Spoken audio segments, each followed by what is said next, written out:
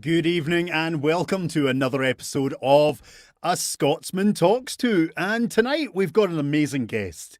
Well, you know what? We always have amazing guests. That's the thing. It's really difficult to kind of really introduce each guest differently. So I'm just going to stick with every guest is amazing. Tonight we have a gentleman whose beard is just divine, whose chest hair is just magnificent.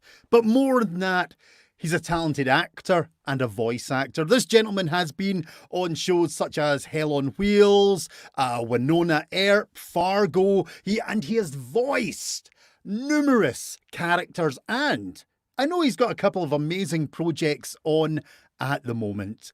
Our guest tonight is none other than another Calgary in a fine city I'm discovering, and his name is Brendan Hunter, the fabulous actor and voice actor. Let us introduce Brendan to A Scotsman Talks To. Hello, Brendan. Hello. Hello, Brendan. How are you? I'm very good. Calum, how are you? I'm good. I love that. You know what? Basically, I love the fact that we introduce you and you're just sipping away eloquently on your wine. Oh, yeah, I don't know if that was actually in shot, so that's libel. You are making things up. Ah, right. Okay. And it looks like you and I actually look like we're in studio together, just with the cameras facing each way, and Yeah. And although, to be honest, I'm now thinking I need to redesign my color scheme. No, yours is great. I love it. Yeah, I've gone the opposite way from you. Well, I only had so many reds, so I had to sporadically put them. Yours is great. I've actually got blue on this wall as well. Oh, that's terrible. I went weird. I don't know why. I ordered too many colors. All right, I got excited. We brought half the audience. Thank you. So, Brendan, thank you very much for joining us tonight. I really appreciate it. I've known you now for a year or so. I won't claim that. I think I actually met your wife before I officially met you through a couple of events. Say hi to my wife from you. Is that where this goes?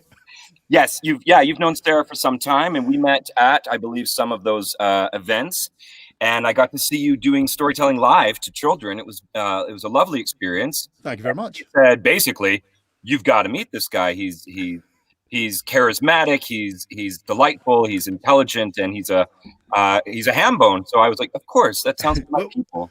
Wait a minute! Stop! This isn't about me. I like this show is about you. Fallow, Brendan. Fallow, as in the chaff to get rid of at the end of the harvest. The fallow. Don't you dare follow me. Well, I like the shirt too. Yeah. Hold on here. Victoria. Yes. You're looking amazing. Yeah, and the beard is always sublime. So it's COVID beard. Yeah. Oh.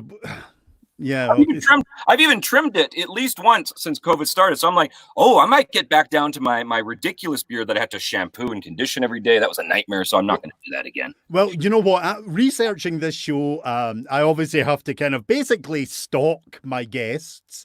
And you have gone through a rather varied and exotic amount of facial hair over the years. I don't shave unless I get paid. I don't. Yeah. And it's really scary to see you shaved, because then I now know that's why you're shaved. And my kids, you think you're scared. My kids are like, Mom, there's a stranger in the house. So yes, we're all better with this. This is better. Plus it makes me look like I can be a dad and an artist and an entrepreneur and all these things. So it's like, no, I look like a grown-up. I'm going to keep the beard as long as possible. Fantastic. So Brendan, I've given you a wee introduction, but I think it's only fair that you introduce yourself and tell the world a little bit about you, because I know you possibly, I see Mr. Dargy has appeared online. Hello, Michael. He knows you, and there's many others watching, but just in case somebody doesn't know, and I don't want you to fall off your seat with fear and shock, but just in case somebody doesn't know who you are, please introduce yourself and what you do. I'm commonly known as Brendan Hunter, and in that vein, I do a pretty large gamut of artistic pursuits, as many of us do, to keep the career moving and growing. I've had my most successes, I suppose, as a voice actor for numerous animes and video games and cartoons, and so people tend to have more of a relationship with those products more than Yes, I do TV. I do film, and I've produced feature films, and I've toured North America doing all of those things, and it's very cool. But yeah, I tend to get the most um, accolades and notoriety for my work in voice acting, and that is translated into also being I guess, a go-to person, at least in Alberta, for how to get into the business and what it takes and what the discipline of voice acting is. And that sounds very dry now. But anyways, I do a lot of that. And I got to be in my booth every day, which is lovely to work with clients all over the world. I just worked with it's a little company called Disney, and so we were doing Marvel books and Star Wars books for children. And so my engineer up in Edmonton, hello Thomas, I love you, helped me to be a part of that team and touted me as capable enough to do it. And we just Fantastic. actually got the first episode emailed to us from Thomas, and I got to watch it with my kids and see all the artwork and my voices and my impressions of Yoda and Chewbacca and Han, and it was very, very fun. So I'm feeling really good. I'm feeling really supported. I'm feeling really able to contribute. So also it's 2020, so the world is fucking bonkers, and I love that I get to have 3 young people in my life, my children, who are saying, "What is all of this? What is all of this?" Hmm. It gives us a really unique and intimate relationship to talk about these really important, difficult, challenging things, and it is super humbling, and it's Yep. so meaningful, and my heart is really full these days, and that is on both sides of the equation. I cry very easily these days. I'm angry very easily these days, but I'm filled with gratitude and appreciation of life and beauty these days too. So it's 2020, and it's fucking weird. Yes. Yeah. I think that probably is going to be the catchphrase. I think you've summed it up there. It's 2020 and it's just fucking I feel weird. like we just need to rephrase hindsight as 2020. It's like, no. Like civilization reframed is 2020. Yeah. Yeah. The world has gone weird, and I love the fact that you're admitting to being an emotional guy, Brendan, because that's a Oh lovely yeah. thing. I got into what I do professionally, and I actually discovered it opened me up emotionally, and I think that's it's a big thing as a performer. You actually you can't have that side of you shut off. You've got to be very open to your emotions and the kind of world around you. You got to be very careful with empathy. Empathy is going to break your heart. And then your heart's going to get filled with so much desire to love and help and fix that you are going to be a broken person, perpetually wanting to help, love, and fix. And so, if that's not your bag, It's true. close off your heart now, double down on the callousness, and be shitty for the rest of your life, because this isn't for you. Don't be an empathetic person. Don't be compassionate. Don't care about people. Otherwise, you're going to have the full gamut of human experience down here, which I think is good. But if it's not Yes. for you, it's time to turn off those taps. Get cold again. Yeah, I love it, Brendan. We haven't even started, and we're getting into some really beautifully heavy moments. This Oh, this is is good. shallow. I've talked all day. So what I'm enjoying about this is the first time I actually get to do a chat with someone who's in their own padded cell as well. I always make the joke that I made my own padded cell, which to me, honest, is really good for COVID because we get to hide away from it in our little It's booths. literally called an isolation booth. I mean, how lucky are we? We've got that built into our domiciles. It's like going to work, trudge downstairs, close the door, working. It's great, isn't it? Unless there is the downside. You've got family, kids, and I've done a course with you, and I know that every so often you've had that moment of, oh, I'll see you in a moment. Well, I have pets, and I get a studio dog trying to stay in here with me all the time. Right. So there's that double-edged sword about working from home. Sometimes great, about 1-2%, awkward. I have been I've been relegated. Is that the right word? To the laundry room. I had to build my studio in the laundry room, so I'm right beside the furnace and the hot water tank, Oh wow. and it's the only room in the basement that's not finished. So I make the bulk of my income and career from this closet in the laundry room, whereas the rest of my family just enjoys all the rooms and space in the house. And I sit down here in my holodeck, which is a padded cell, and I craft worlds and just hope to God they keep asking me to be a part of things. Well, I think I actually got lucky then because my studio's at the other side of the basement from the Oh, laundry room. We actually purpose built a 5 by 6 or something room, just a tight, well, no, maybe even not that big, just a yeah. wee kind of strange shaped room in the corner and padded it out and insulated it. And it's quite nice. I've got everything in here. I could sleep in here. I could. Mine is 3.5 by 3.5. It's totally like a torture cell from the gulag of just like, no, you gotta stand, you can't sleep, you'll there's nothing to. I mean, So basically, what's going through your head now is that Monty Python scene. You lucky. I know I've got almost 9 square feet to call my own here. I'm living large. Yeah. Yeah. I can actually stretch out both my arms. Oh, that's the end of that. Yeah, sorry, I'm being an asshole here, Brendan. Apologies. No. And to that effect, I mean, yes, I used to have a blanket fort, and then I got really good, and I got those hospital curtains that zip on the roof, and so I could just disappear my booth into the corner of the basement, and then it was beside the bar. That was quite nice. And then my friend Thomas from Edmonton, thank you, Tom. Well, sorry to interrupt you. Beside the bar? Let's just step back a minute. Oh yeah. So I had this curtain booth right beside the bar, and when I wasn't using it, it would just go to the wall and it would be empty. But yeah, so then Thomas sold me one of his booths from one of his studios up in Edmonton. I carted it down real professionally in the back of my own car, and then customized it to fit in the laundry room. And it's been such a blessing. I'm in here every day. I get auditions every day. I get to send work out every day, and even the kids. My kids are keen, and my son just did a project for a film in Mexico. I saw that. Yeah, I hate to be his engineer, but I'm not a good engineer. But we got there, and it's really cool. And I recognized that it's so important to have a place, an outlet to still contribute and find a voice and share. And this has been, it's been really helpful. Yeah. Well, on this front, actually, I kind of think this could be a personal question, just checking the waters for me, because my wife is actually asking, are there any interesting challenges with being both an actor and a father with a young family?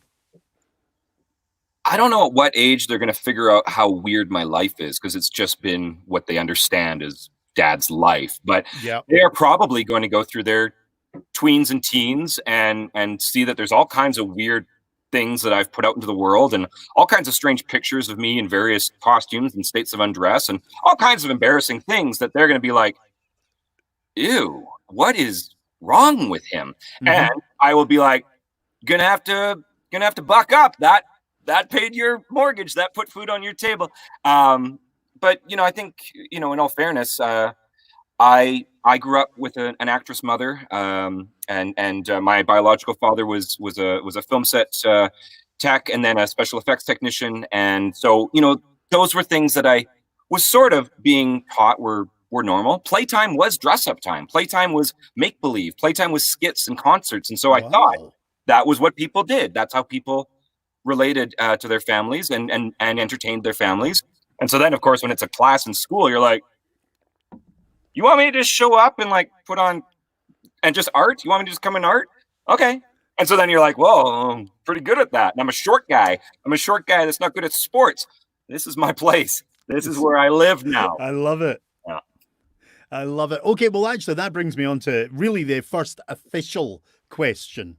I think my wife was just asking because, I do keep commenting, if we have kids, this could be quite awkward. So, yeah, she's just cutting down all my arguments. And it also keeps you creative, right? I mean, I think a lot of us lose a certain amount of connection to our childhood creativity. It's just natural. We lock ourselves into cubicles and wear gray suits and all that garbage.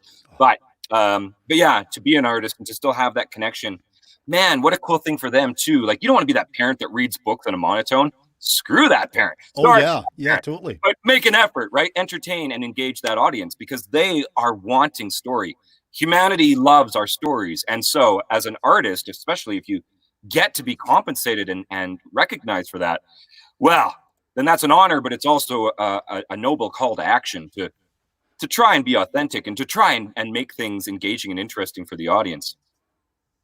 Excellent. Okay. Sorry, I just realized my banner was misspelled. I was just adjusting it as you were That's chatting. why I was joking about fallow instead of follow. Yeah. I know, and it took me that long to realize. I'm like, fallow. What am I missing? You're I'm not doing well tonight. It's one of those days, Brendan. You know, with everything that's going on, we're all having up and down days. I'm definitely not having a focused mental day today when I'm reading my mistakes and mistypes everywhere. not even worth acknowledging. But what is worth acknowledging before your first question is, you're right, man. And how are you? Because this is a really challenging time to be alive. How are you doing? I'm good. Thank you very much. And yourself? I think I get the feeling you're amazingly upbeat from what I've been seeing on all your posts and work.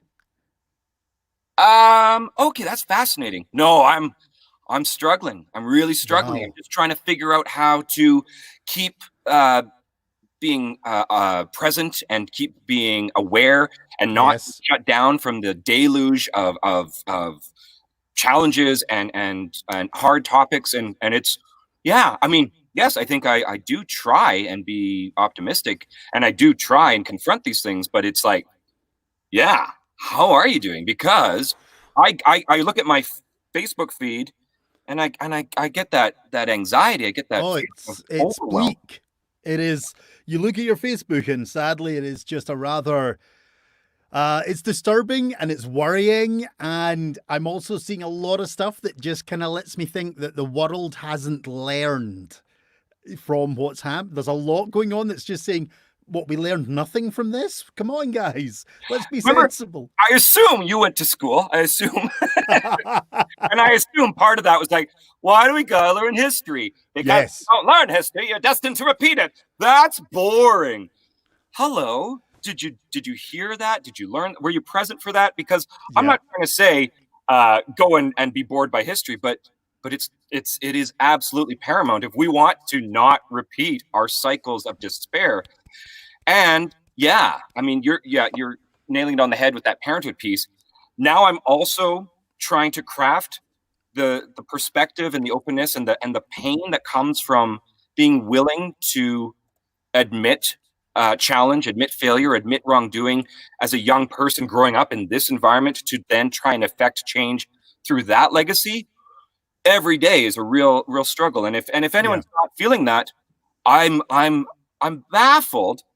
I don't think I'm in awe, but I am baffled how this wouldn't have a great effect on your soul, on your heart, to just try and find a way of getting your mind around, why did we play Monopoly for years and years and years and years when there was other games? There were other games. Why are we just so mired in this one focus of this competitiveness and this race and this divisiveness, which of course has worked out great. Because now it's this wonderful opportunity of like, what else is on the shelf? What can we try? Like family game night. I don't know that. What would that be like? Yeah, it's definitely time for a change. And it's interesting that you're asking, about what you're saying here, Brendan, is really interesting, because you're kind of, what I'm liking is we've got that flow of personal and also kind of what's happening in the world with the arts as well. And like you, from your posts, I honestly took you to be like soldiering through pretty strongly, because I'm surprised, because I know I've had those days, like you get up and you're kind of like, well, I could do some admin and do this, but I don't have a gig until maybe the end of this year if we're lucky. Because I know you're doing a lot of work with The Voice. Oh, I get that though. I thought I relate to that. I thought yes, this has changed the way that my life works, and obviously I'm really grateful for that. But I did think I would get a lot more bored. I thought I'd get a lot more caught up on paperwork and renovations and great. If you're able to, I'm so happy for you. But yeah, it's kind of, I guess, the choice of, do I just be sad and scared all the time, or do I try and find the smallest amount of courage within me to say, I'm going to stand up. I'm going to stand up, and maybe that's going to hurt. Maybe that's going to make it worse for me personally. But if I don't stand up, I've removed myself from the movement, from the battles, from the I'm not a confrontational person, and I've been bullied, and I've felt those pains, and I'm terrified. I'm terrified, but I'm not allowed to just sit down. Yeah. I'm not allowed. Yeah. And I guess that's all of our personal choices. But no, I mean, yeah, I've got kids. I've got a wife that lets me be vulnerable and scared and talk about big things. And I've got friends and community that say, judging by your posts, it looks like you're a soldier. You're ready to fight. I'm like, I don't want to fight at all, but I'm not gonna not fight. Yeah. I just can't grapple with the idea of not supporting and putting the hand out to create a web of strength with those that are saying, can you just not hurt me? And I go, fuck yeah. And I recognize that, in my day-to-day life, I get to look like this. I get to be relatively easily. I navigate my world quite easily. Yeah. And so, I keep finding myself falling short of my own expectations of, you can't let these small things slide anymore, because that's part of the problem. We were all like, that's uncomfortable. Doesn't seem to be a big issue, so I will let it slide. And now I just go, oh, now that hurts. It hurts to recognize it in myself. Those little mistakes, those little fallibilities of, you let another small thing slide. You made another, you made an allotment, or you made space for that to continue on. And I want to start confronting myself with that, because I want to be able to look myself in the mirror in 5, 10, 50 years. I want my kids to be able to say, geez, why did dad have such a lot of gray hair and wrinkles by 45? I'd be like, well, part of shouldering the weight of the world is that it's going to have affect. It's going to take a lot from you. But this isn't our world. It's their world. And if I want this to be a place they want to live in, then I better put in the blood, sweat, and equity to renovate it as best I can, so that when I can hand those keys over, I don't feel like such a failure. I don't think that's ever going to be the case for you, Brendan. Just having met you, you're strong, you're driven, and for everything you're saying here, like, you know what you're doing. And I love the fact that basically your whole principle is, it's not just self-centered. It's like, no, I'm doing this for my family. I'm doing this for generations, because that's, I think, the thing that's being missed now. We're forgetting that this isn't about us. It's actually about the future generations, the ones that have been created and the ones to be created. And I don't know if this fascinates everyone else like it does me. What does it even mean to be a kid right now? What are the changes in the brain that are happening? Because you and I have our nostalgia. We've got our collective memories. I remember the Berlin Wall coming down while I'm eating freaking Raisin Bran at the dining room table as a kid, and just being like, oh, that's weird. Okay, whatever. Not having context, but being exposed to it, being immersed in change. And now I go, whoa, these kids, these malleable, powerful, intelligent, loving children who are going, so things are changed. Things are different, right? Because I used to go to school and I used to think I understood how the world worked. That we're done with that, and it's like, wow, the ability to just be like, okay, so what are we doing now? You don't know. Oh, you don't know. Oh, shoot. Okay, how about this? And they have capacity and opportunities to offer, and it's like, whoa, what does this stem, what does this little plant grow to? Because we have no idea, and all we can do is water it, try and keep the weeds out of it, don't let kids hang from the boughs, and hope that these amazing young people go, you remember 2020 and how we all had to change and buck up and not be shitty. And I kind of hope that people, like, with what's happened, and I know kids still need to be schooled at home, but I just hope that there's a kind of real sense of family being brought back into things. Because parents, I know the struggles, you're fortunate. Eventually, I hopefully will be the same, but you get to work from home. So you've got your, that time to look after them and do things. But it's kind of like, I just hope that a lot of parents aren't just begrudging it because it's complicating their lives, and they're actually like going, hey, let's have fires, let's play games, let's do stuff, let's actually create together as a family and enjoy that experience. Because from what I understand, it goes by really quickly. Of course. I And mean, change I'm is speaking hard. from somebody who isn't a parent, so But no, change is really hard, and of course, people are scared, and it's really that is an appropriate response. It is scary and weird, and if you got to a point of boredom, that's super cool too. Because when was the last time you were bored? I was trying to figure that out within my own life. It's like, well, yeah, I remember being a young adult and getting bored and not knowing what to do with my day. When has that happened? And so for people to get to that point of being able to take that breath and take that readjustment to, right, what was I planning on doing with this life? Because I got really stuck in all of these like must do's. And with that breath and with that opportunity to finally like, shit, so that train was, we were just making that out of cardboard. That was just our little fabricated train. We all thought we'd ride that till when? We were dead? I don't know. And now it's like, oh, cool. So what do I want to do? How does my life change when I'm around my people, whether they're family or your closest, your partner and friend? What does that look like? Or that time to actually be bored and go inward and say, I got really distracted. I was spinning my tires every which way, thinking, gotta do. And so many wonderful opportunities for people to say, I got off track. I got off my own goals. I got off my own visions as to why I wanted to have this life. And that is a critical mass piece where how do you go back to the way things were when you've got that new diploma of knowledge? And that is great, because now it's like, right, no, I know the game you want to play. I know why you want to play it. Here's why I'm not going to. Here's why I'm saying that no longer serves me. And so you can play this game with us, or you can go play by yourself with your the group that still wants to play those old games. But yeah, it is a fascinating time to have these moments with other humans and say, are you feeling this? Yeah. How weird this is. Because I think at 40 years old, I'm finally kind of being aware of all the real things about life. At 40, what is wrong with me? I got distracted. We all got distracted.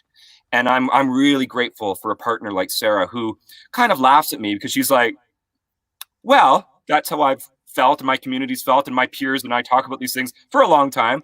So even though I'm older than Sarah, I get to be the baby in the relationship who says, have you thought about this? And she's like, yeah, obviously. I'm like, wow, life is really messy. Life is really dangerous. Life is really fascinating. But I got really head in the sand of, well, I was taught to do A, B, and C, and I'd get D, E, and F eventually. Yep. Wasn't quite the truth. Yeah. I know where you're coming from, but you've kind of jumped on a few things there. So let's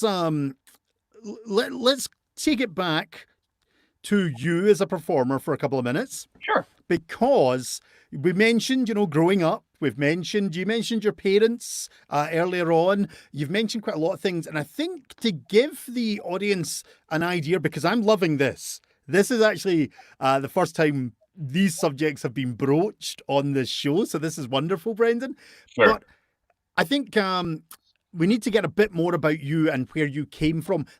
Because this is important as well. This is kind of giving people an idea of the man you are now. You spoke about doing some stuff for Disney. Disney own another franchise known as Marvel. Yeah. And a big thing at the moment in every movie is the origin story. And I want, basically how I formulated the questions for this is on Joseph Campbell's, sorry. No, I'm saying I'm getting my segue because you're so witty. That's great. Well, this is based on Joseph Campbell's hero journey, an old storytelling concept. All right. So basically, I would like to know your origin story, and I'm pretty sure the audience would love to know how you began, where it all came from, what was the journey that you've taken, and more so, what's influenced you up to the point of this day. Sure. Yeah. No, I was. I had a really, really art-centric childhood. I was in my first movie by the time I was 9 months or 10 months old or something like that. Obviously, I played the doctor in the hospital drama. No, actually, my mother played a nurse and I played a baby. That's right. That's how that worked. And my dad, my biological father, built the sets and was part of the team in that capacity. And so, I guess that normalized that performing and being a part of a team that creates product for dissemination out into the world for storytelling and messaging was just the most natural thing in the world. I'm one of I've got a blended family now because my father took his life 34 years ago today, and Okay. so when that happened, I was 6 years old.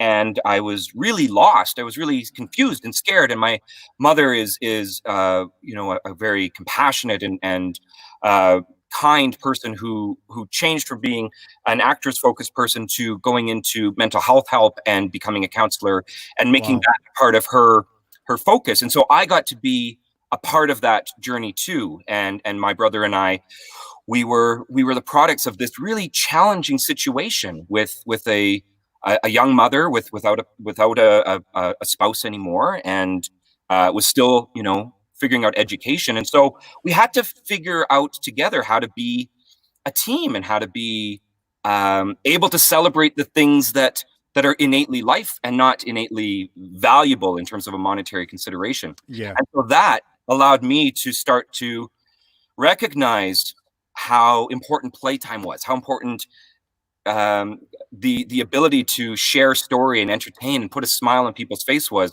And yeah, I was a pretty popular kid in elementary school, and I thrived in that environment. And my mother met this wonderful med student while we were all young people, married him, and I had a new paternal figure, and we moved to a small Mennonite town right on the North Dakota Manitoba border, 5,000 people, and I was fish out of water. I didn't know what to do anymore. I was still quite a little person. This was when I was about 11 or 12, and I was a late bloomer. I didn't grow this magnificent beard until I was well into my 20s. But with that, I had to try and find a way to survive in the social hierarchy, which meant religion, sports, maybe arts, but arts was like a far, far, far. But yeah, when I couldn't keep up in sports and I was too little to be competitive, the theater became so easy because not only was it completely what I'd spent my life doing, but it accepted me and it celebrated me as someone that was just willing to be weird and be what the characters needed of us rather than Yeah. have all of those masks that handsome, sexy people want to make sure that is always a part of it. It was like, no, I mean, I was playing like the old Jewish shopkeeper in Little Shop of Horrors because I was like I was like the guy in the high school that was like willing to just be weird. Let's just get weird.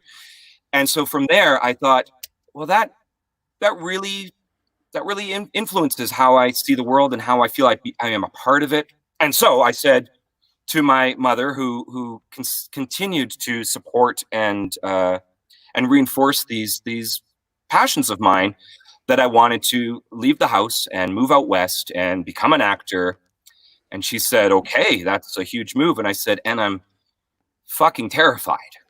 And she said, "Good, then I will let you go." And I said, "What is that about?" She said, "If you thought you were just going to make it, I would want to protect you."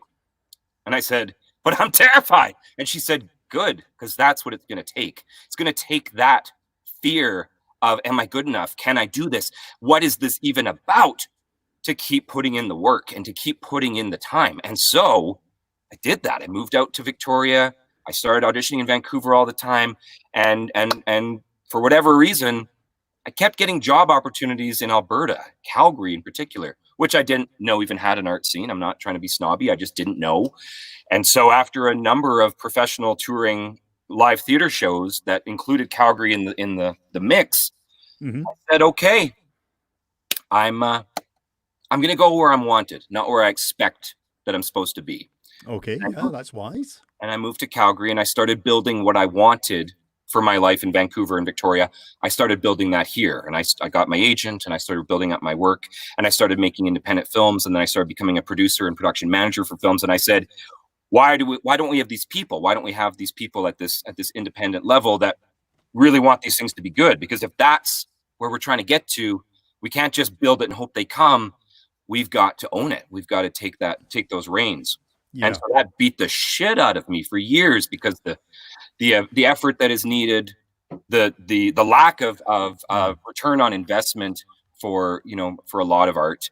And so, the learning that came through that was really challenging and really meaningful. But with that, I started to align the work of how do I promote a product? How do I get a product out to market? How do I get it to monetize and keep paying dividends? And I started making myself the product, and I stopped trying to make a DVD or a film or another piece of art that was an external thing. This piece of art that I would sell. And so I started touring me, and I started calling Comic Cons and saying, I work on Dragon Ball, I work on Mega Man, I work for Nintendo on these games. Would you let me come? And they were really gracious. They didn't pay me anything in the beginning because they didn't know who the hell I was. Yeah. And I said, okay, I'll show up.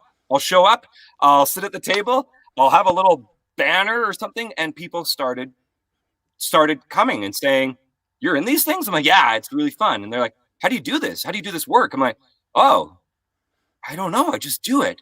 Let's have a panel. Let's talk about these things in a lecture hall. And with that lecture hall, it became, can we rent a studio and do these things? I'm like, yeah.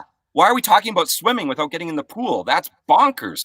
Let's get to the pool and let's put the work in. Let's get on the mic and let's figure out why this is so different than theater or film.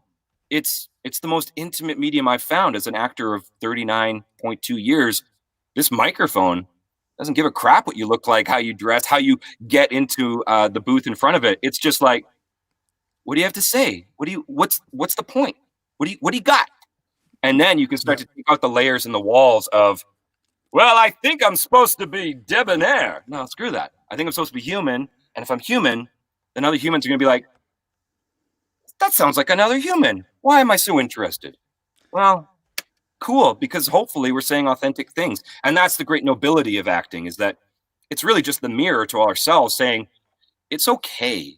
It's okay. It's really hard. And it's okay. I see you. I feel like you. It's okay. And then the people that say, well, we're not saving lives. I go, well, I think you are. What do you turn to in your most desperate? You turn to your art. You turn to love. You turn to those things that give you purpose again. And so when art is done right, it does. It saves lives, and it's beautiful, and it's human, and it's a great and noble pursuit. And I talk a lot, so I will sit for the next 30 seconds so that you can ask questions that get us back on. I'm loving it, Brendan. Honestly, this is what I want from a guest. It's not about me. It's about you guys. I love your story. I actually, I like that journey, how you've put it. It's there was moments in there that just I was just like, oh yeah, I like how you put it. And one of the things that actually you taught me, which I really liked, because I have actually done one of your courses with you, which I thoroughly enjoyed, and I'd never tried that side of things. I do my storytelling.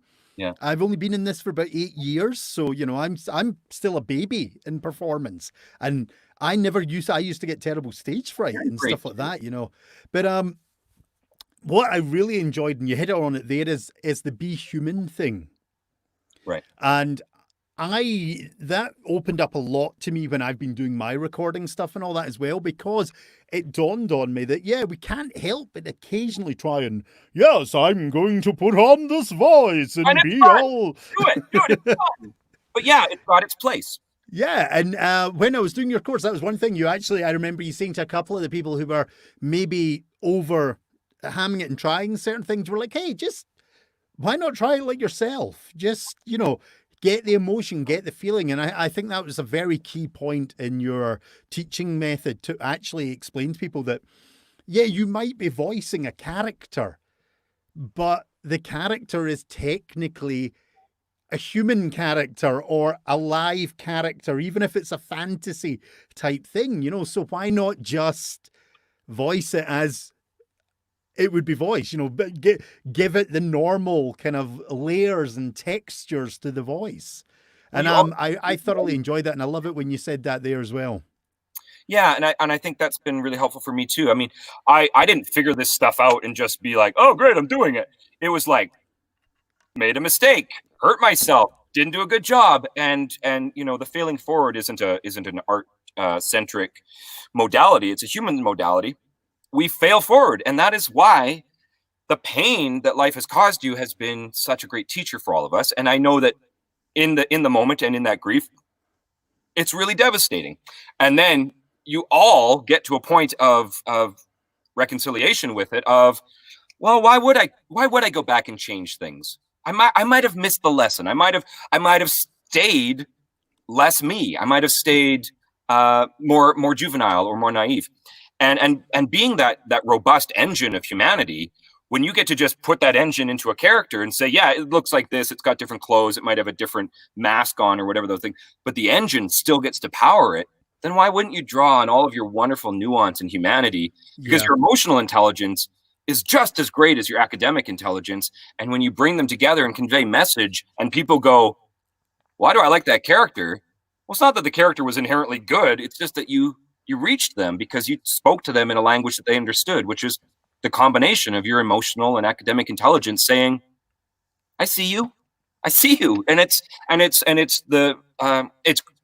can be very cathartic for the artist because it's a safe place to go into these really challenging areas.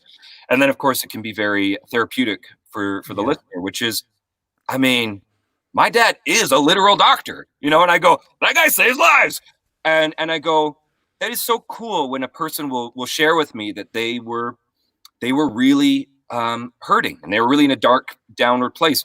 And something that I got to be a part of had one little piece of their journey of saying, right, there's not something wrong with me. I feel a lot, and it hurts, and I'm feeling damage from that, but I'm being recognized. I'm being seen. That I'm allowed to. I'm allowed to be human with the Yeah. full spectrum of human experience. And I've got so many questions I can be running by you, but you're kind of flowing it into, you've mentioned it a couple of times, and I like this subject that we're just kind of on at the moment. You're talking about the healing, you're talking about the, you know, the world is in pain, and the arts is incredibly important. And you've done it, and I've done it. You know, I've had an experience of telling a story and someone crying, and I freaked out for a moment until I realized that it was actually just it was a beautiful old story, and it hit that tone. And I'm noticing at the moment the arts is literally being torn apart. It is being butchered. In fact, today I had word even from the UK. My sister works in a art therapy. That's something she's trained in, and her job is now at risk because apparently the funding for all arts within universities and colleges and throughout the world, throughout the UK, they're saying is unnecessary. It's not needed. Let's just get rid of it. I mean, how is the world supposed to cope if we can't do what we love to bring that joy, pleasure, release? I mean, how do you feel about this? I mean, you must have strong opinions on this. I'll start it with that I think learning without art doesn't work. I was a part of a program with CBE, Calgary Board of Education, for a number of years called Learning Through the Arts, and the entire focus was that anything in STEM, science, tech, engineering, math, anything in the core curriculum as we understood it, benefits from an artistic pursuit of it. And so you can have art in any and all of the learning, and the retention by the student is better, the expression, the personal expression by the student is better, and the empowerment of the student is better.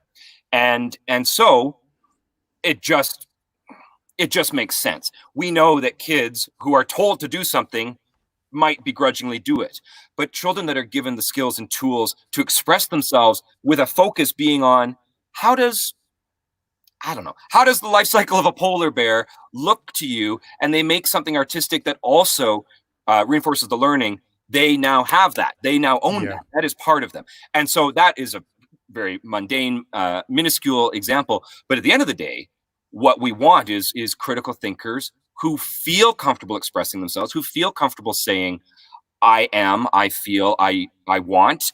And with that, boy, do you have a fascinating society. And the other side of that is that I know it's the first to go. I know that in particularly Republican and conservative budgets, art isn't seen as valuable, and that I think is a great failing. But something that that was imbued in me again by my wonderful mother, who recognized that within her own life, her artistic pursuits didn't work out the way that she maybe thought they would. And mine might not go the way I think they will. And they certainly have evolved as I have. But the most pivotal thing she said to me was, art can always be a part of your life. Whether people recognize it, whether people enjoy it, whether people pay you for it, art gets to be a part of your life if you choose that.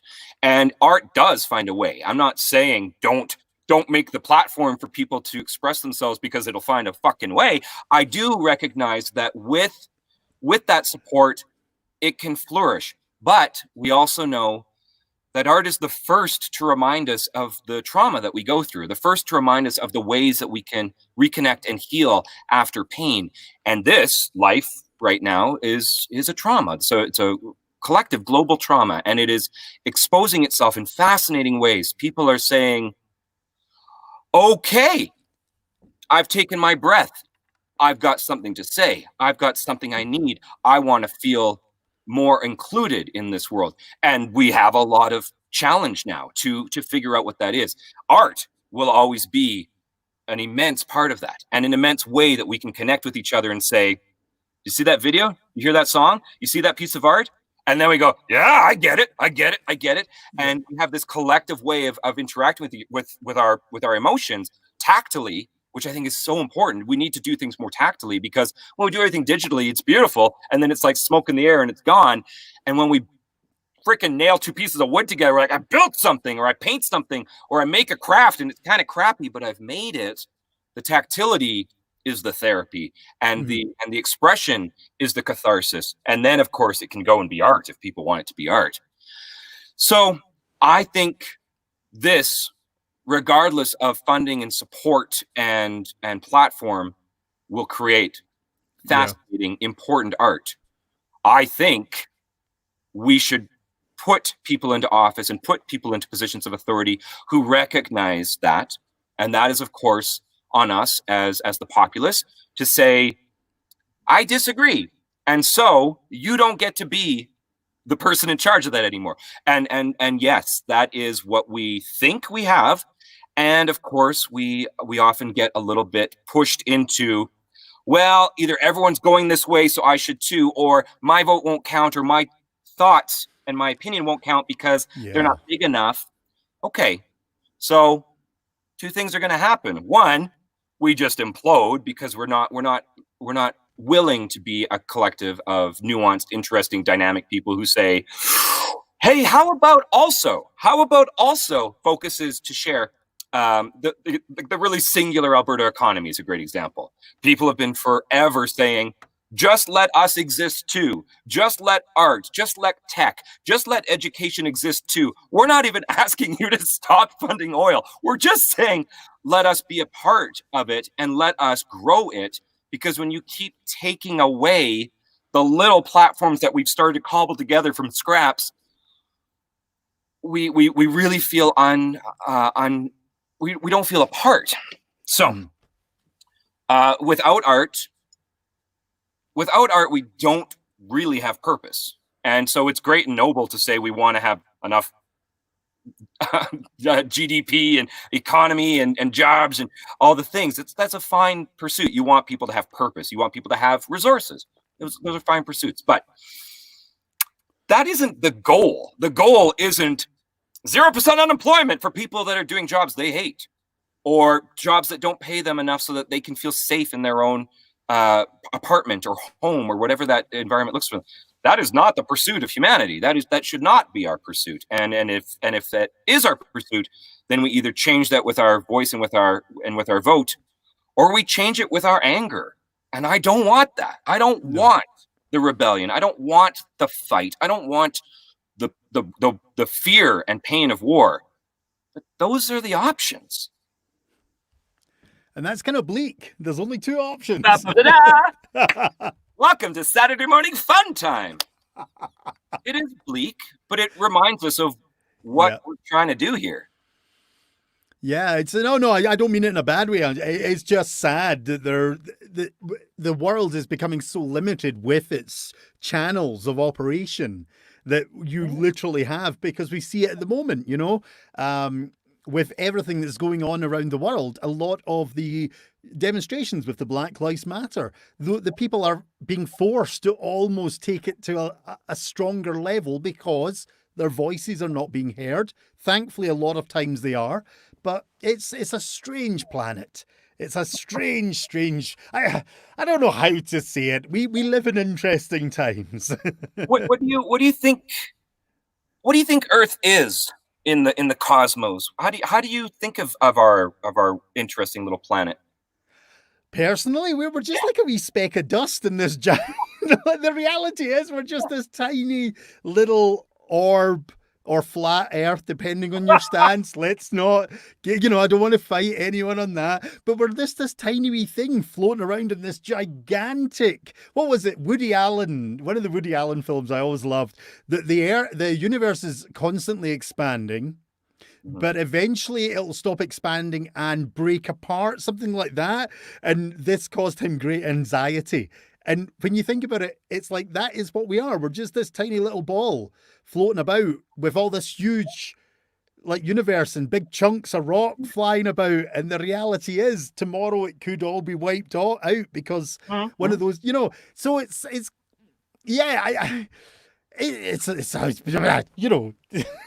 it's all fucked. Well, absolutely, but I also think that since we have yet to find conclusive proof of another habitable domicile, I agree. I think we're just a sentient mold spore floating through space. But I also think we're the vacation house of the cosmos. We're the vacation house of sentient energy coming down to be like, you want to have a life? Yeah, I'd like to have a life. I learn a lot going through life. And when Carl Sagan said, and I'm paraphrasing, and we are just the cosmos wanting to know itself, well, then this vacation house is meant to be the greatest learning environment in the universe. It's meant to be the greatest bastion of love and intrigue and excitement in the universe. Because that was going to be my second option.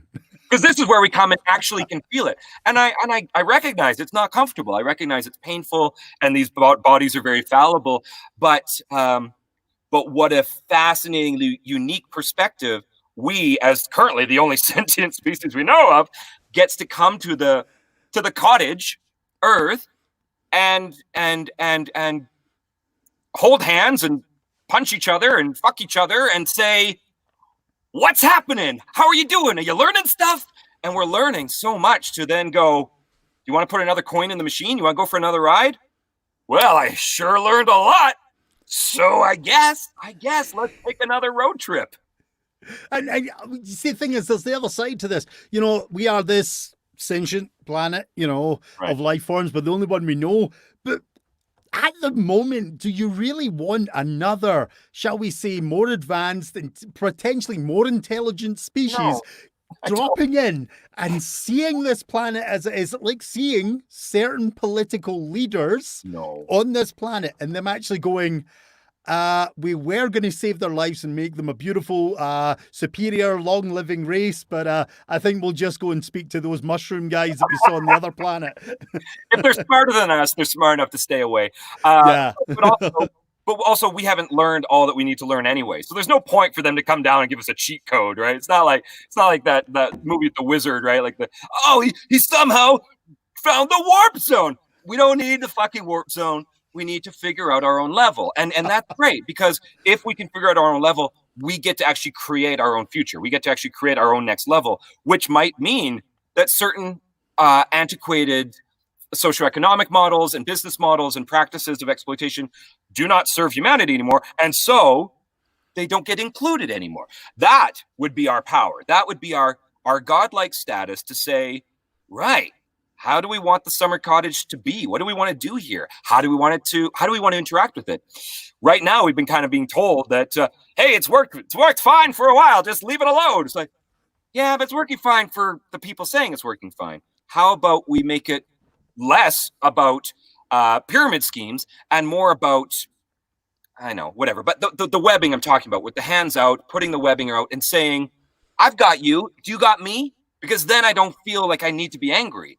And I know that's the idyllic relationship you want to do for your spouse, and you want to do for your loved ones, so that they will do for you. That's idyllic, right? Because then a life of serving isn't a life of servitude. A life of serving is a life of feeling like you belong, that you have purpose, that you are a part of things that matter. And so with that, if I could serve you and you could serve them and they could serve, so forth, and no one was dropping below the webbing, no one was dropping out of the net, what is that like?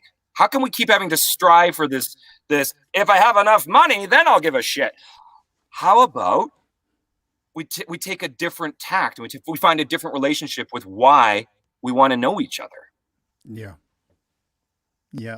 Wonderful. So actually, a question has just come through while you were chatting, and they're complimenting your interesting and sophisticated sounding vocabulary. And they're actually asking, well, that's what grade 12 education gets you, kids. Well, no, they're actually asking, is it education or is it from the reading, from your actual line of work where you are working on scripts, etc.? I think actors, to a certain degree, deal with language very uniquely, and we are, of course, always expected to be able to portray situations, characters, and language as authentically as possible. So it is possible that by our very nature and our needs, pardon me, wine makes you burp, apparently, that you will have to keep learning. Yeah. I was also a kid that, for other Canadians out there, liked reading the back end of Reader's Digest, where it had the word power. It was like, kind of like, hey, here's some weird words. And, you put those $5 words in your pocket. But I hope I can impress a girl with those someday, because you're a juvenile 15-year-old. You don't know what else to do with it.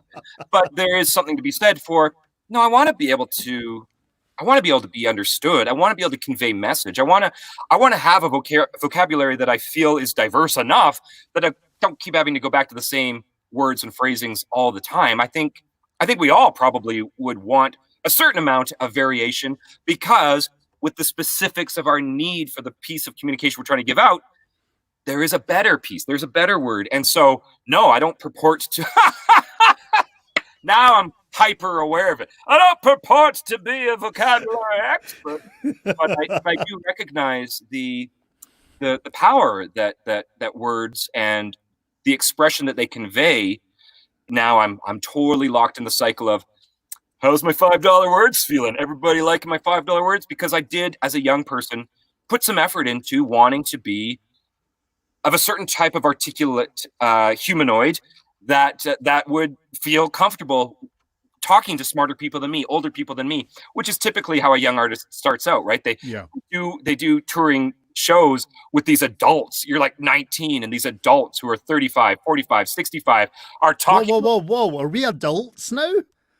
I'm a GD adult now. And with their esoteric and of course, because of their empathy and because of their artist side, they have spent a lot more time in the pool of going, life's weird, right? Life's hard, and I'm still at the point of like, chase that money, chase that fame, get that love, everything. And they have transposed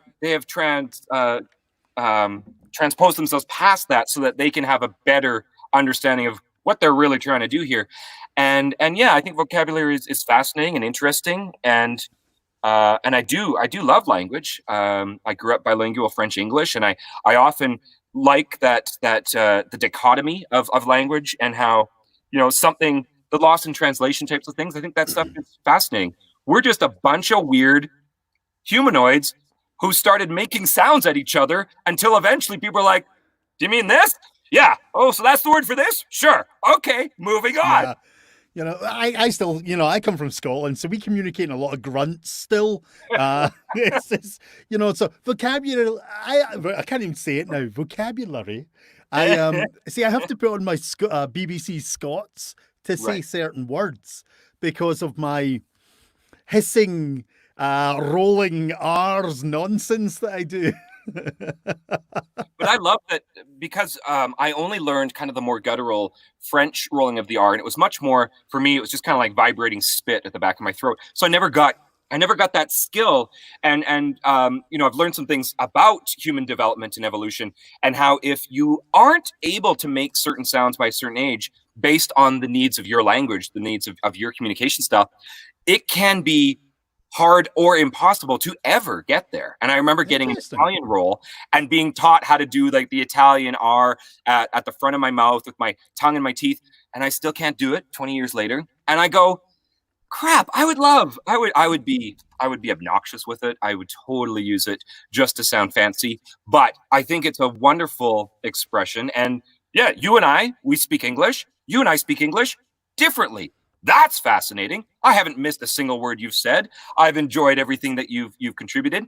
And in 50 years, people watching this would be like, they talketh funny, or whatever is going to be 50 years from now. Obviously, they wouldn't probably revert to Shakespearean, but there's some fascinating anthropological science fiction books where they just talk about, look, it's not going to sound like this for very long. It didn't sound like this in your grandmother's childhood. It is a constantly evolving piece of humanity, and we are so precious about our language, and yet when youth culture or when new fads bring new words to the lexicon, we just go, okay, now you're a part of it. You're a part of it. I love it. So, Brendan, I've now got to announce that you have actually broken the record. With not answering a single question. No, we have done one question. Jeff Newman will be absolutely gutted because you're already about 10 minutes beyond his record. You know what? I would like to make space for the questions that you did cultivate. No. This is what the show. I want to make the space because you asked me to be on the show, and I'm very glad to be a part of things. But Brendan, the whole show is becoming this beautiful, eclectic, evolving beastie, where basically it literally is becoming about the people behind the performance. So we're getting this beautiful insight into you now. If I'm reading a comment right. Mm-hmm. I think I might need to teach you how to roll your R's. So you would like to see mouth stuff with Brendan and Calum? Actually, I need to ask, can you do a Scottish accent? Can I do a Scottish accent? No. No, you can't. No. No, you can't. No. But I don't purport to. I mean, I think that's been an important part of my own evolution too. Is people have often said, like, "What accents do you do?" And as a young person, I was like, "Well, I have Irish, German, and British background, so I felt like, well, I could probably find my way through those." But I know that it's not authentic or strong. I didn't grow up that way. Yeah. And of course, there's a huge shift in acting and voice acting, which really requests that things be more authentic and representative. And so I'm all for it because the pressure on me as the talent to be like trying to not sound shitty is not this great relief. That's just not for me. I'm actually very disappointed in aspects of that. Actually, I find it very unusual because I'm slowly trying to introduce myself to your world, you know. And I know I have limitations as well because I can't do a Canadian or American accent. It's not in my...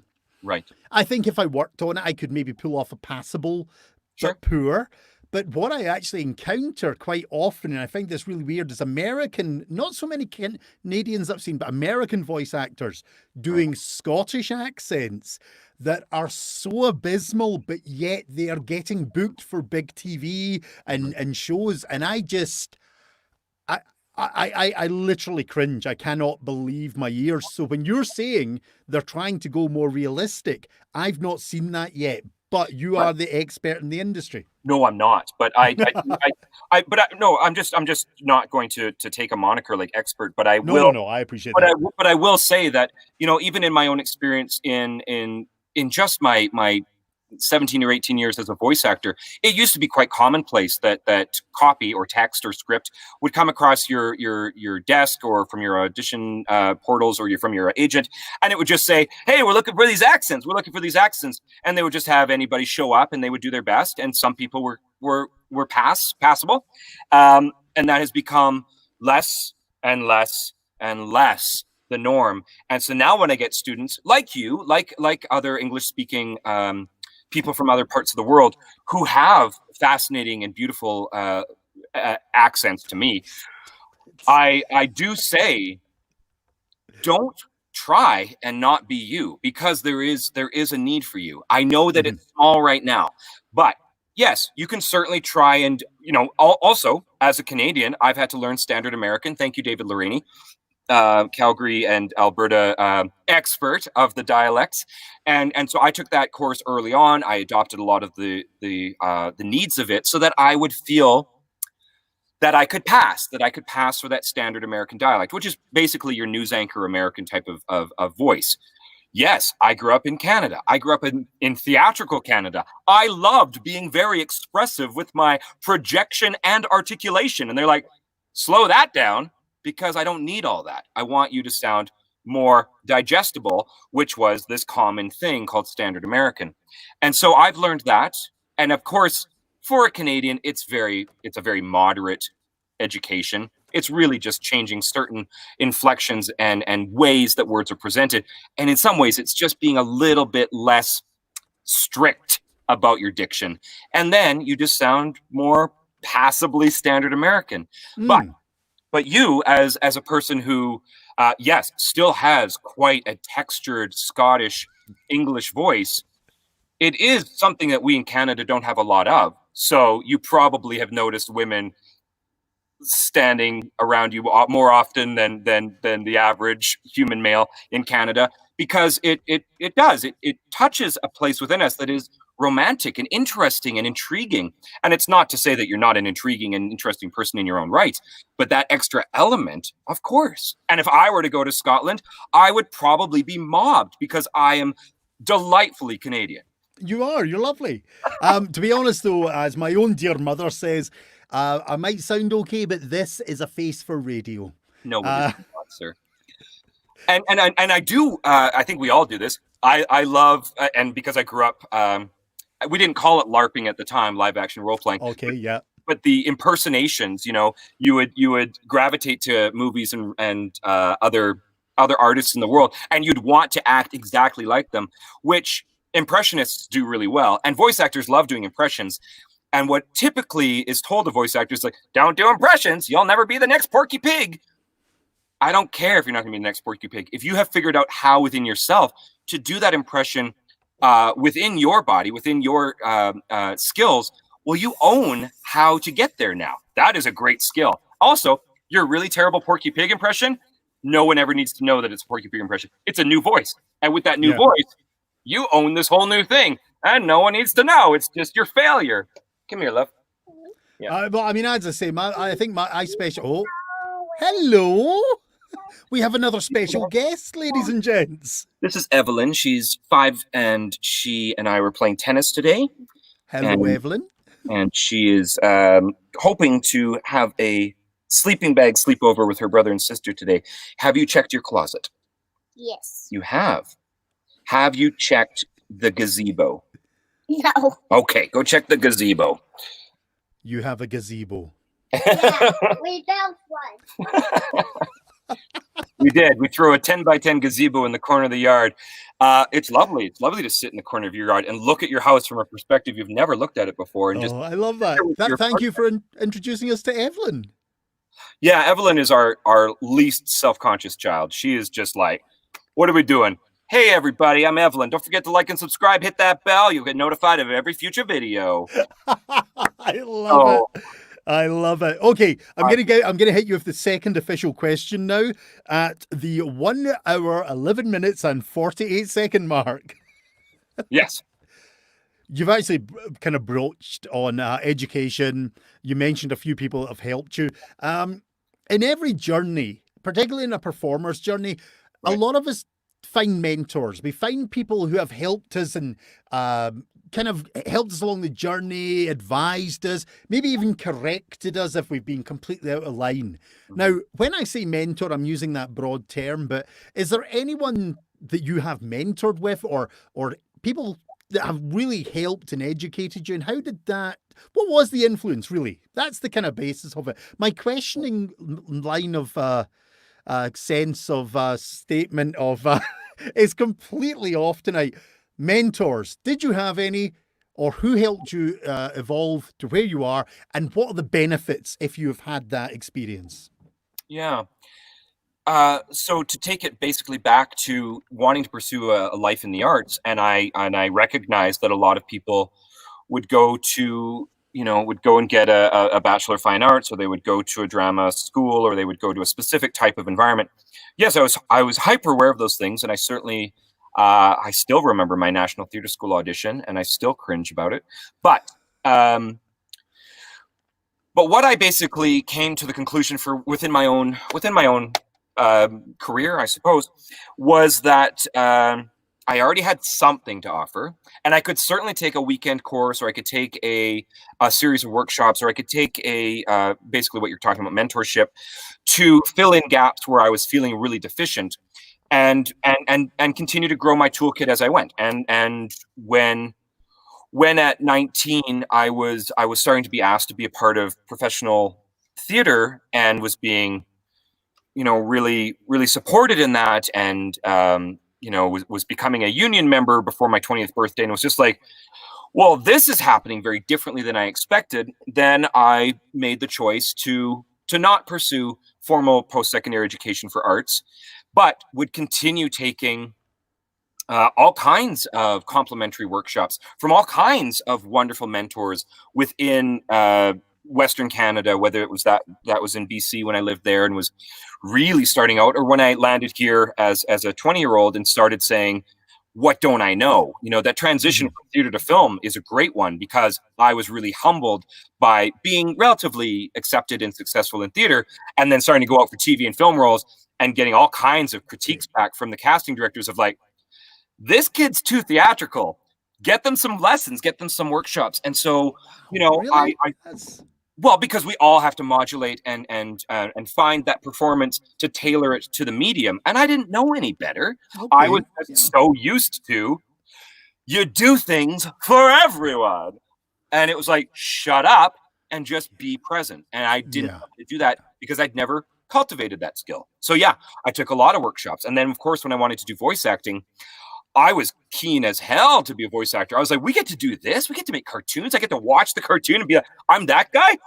Okay. And doing that was so fun that I said, what do you need of me? And they were, we got these intro workshops. Okay, I did that. What do you got? Oh, we got these, we got these, advanced workshops. Okay, what do you got? We got these master's workshops. Okay, what do you got?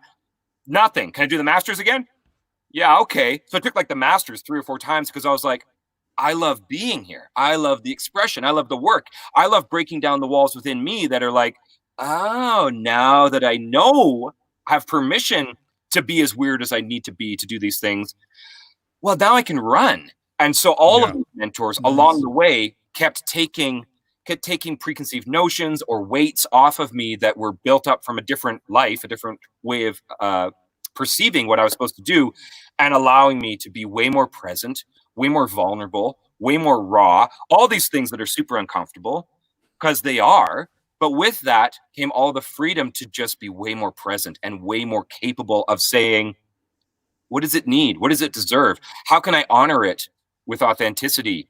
Even if it's not comfortable for me, it's not about me. This is a great gift that I'm being allowed to be a part of, that then gets to go and give to someone else. That is the best part of being an artist, is to just be willing to go into the weird places, the dark places, so that others can recognize within themselves their humanity. And I don't take it lightly. I recognize that I pay a toll. I pay a price for that in the energy, the emotional energy that takes up, and that it does keep me pretty vulnerable. It keeps me raw, and it keeps me tender. For those that are watching that have had those moments in their life, whether it was the birth of their child or their wedding day or something else really magnanimous that just made them like, I'm so happy and sad at the same time. You kind of live there a lot more. Yeah.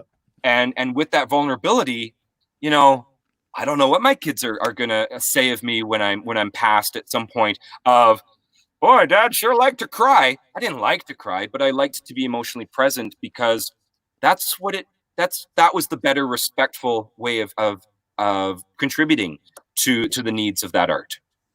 Yeah. I love it. You want to come over here? Come here. We'll just have a quick drink break for a second there. No, my son is getting he's getting the mop bucket. I appreciate it so much. Thank you. When they contribute like this, they're really good about helping with the cleanup and helping with the laundry and helping with and certainly, you know, sweeping the floor is great, but we got 3 kids and a dog. It's great that they're going to mop the floor. I'm very grateful. Excellent. Yeah. So something you mentioned there about the vulnerability, the experience, the excitement, the nervousness, and the learning really resonated because I actually, even just taking your course, I had that experience. I was terrified to do that 1 hour workshop because it was so out of my wheelhouse. Hey, hi there. Hi. This is How are you? Tennyson is 8. And Tennyson is just moved up to a larger bicycle.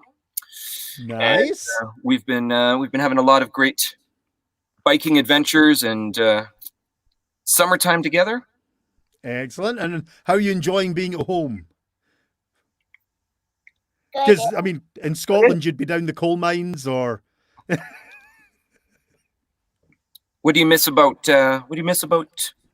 life before COVID? School. You miss school? You do miss school. Well, that's good. That is good. And what have you enjoyed with isolation? Biking more. Mm-hmm. Yeah. We've been spending a lot of time together, and heck, you've even got me playing some video games once in a while. That's been really fun. Mm-hmm. I don't play. Oh, what video games have you got them playing? Well, we've been playing some Nintendo Land, which is kind of like a mini games thing, kind of like what Mario Party was, but it's kind of just all mini games, which has been nice for the whole family to participate. Mm-hmm. Oh, we did some Olympics, like the sports Olympics on Wii. Cool. Anything else you're keen on these days? Gotcha Life. Gotcha Life. That's an app. I don't have anything to do with that. All right. I don't even know what that is. I know. I interrupted, but please let me know. No. That's okay. I'm loving this. As I say, this show is about being human. That's what it's becoming. I was when you were saying about the learning and the nervous side of things. And you had been. He's getting a refill. Look at this mid-show. He's like. My wife thought I might have finished that quite gargantuan glass of wine that I poured myself. I thought for an hour I don't want to get up and refill. But yeah, that you had a certain amount of. I don't want to put words in your mouth, but fear, trepidation. It's something new, and when you were talking about that, I remember my journey as well. And yes, when you go into something new. Every different experience, every different learning, or, there's always that nervousness because it's out of your wheelhouse. And then all of a sudden, when you've done it once, it's like, oh, this is great. I can do this again. Mm-hmm. And I guess it's kind of permission, right? I try and make that a really safe place to totally screw up and to not know what you don't know and not to be judged for it, but just to be offered opportunities to try again and to try something that was maybe scarier but more authentic, so that the permission hopefully reinforces the learning of, wow, I didn't know I could get away with being so weirdly me. And with that, then it becomes this great power of yours that you just like, oh. And my favorite thing to say to young actors and to people entering the class that might be really nervous is like, what makes you weird is what makes you valuable. And for me, that's a really easy thing to say at this stage of my life. But at that stage, it can be really against all the teachings that you've been given, where you're supposed to be polite and not show your emotions and don't go against the grain and don't buck the system and all the. hey, I get it. We do get it.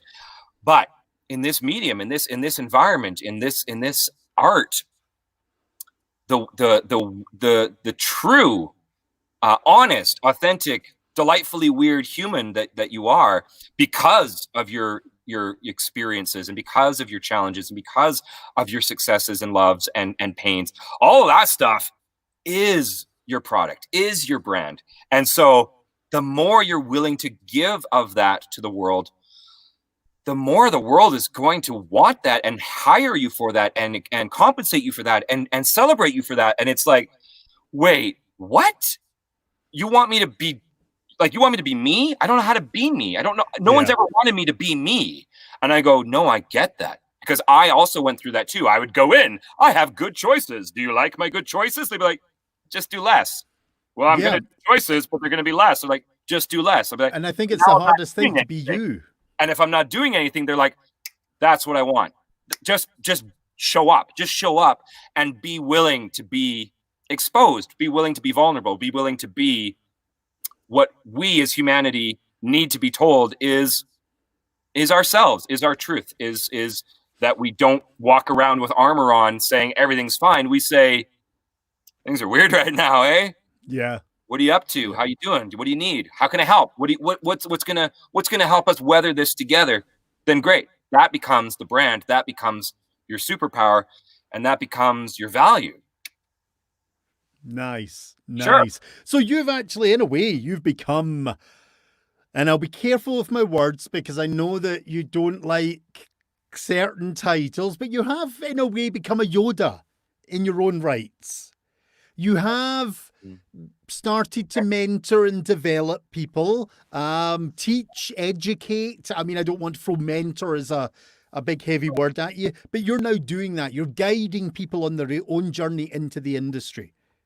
Yeah, and it's so fun, and it is really, really cool, because I do get to be reminded of what it was like to be trying to figure it out.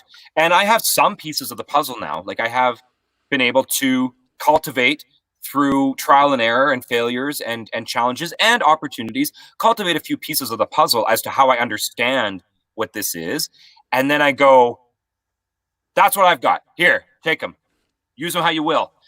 Because I don't think that there's any magic piece that just like solves this. So now you're the thing you wanted to be. So with that humility, I go, I'm not trying to be your mentor. I'm trying to be a part of, I'm grateful to be a part of your journey, your learning. And I will share with you what I know, but is it comprehensive? It's good. It's all right.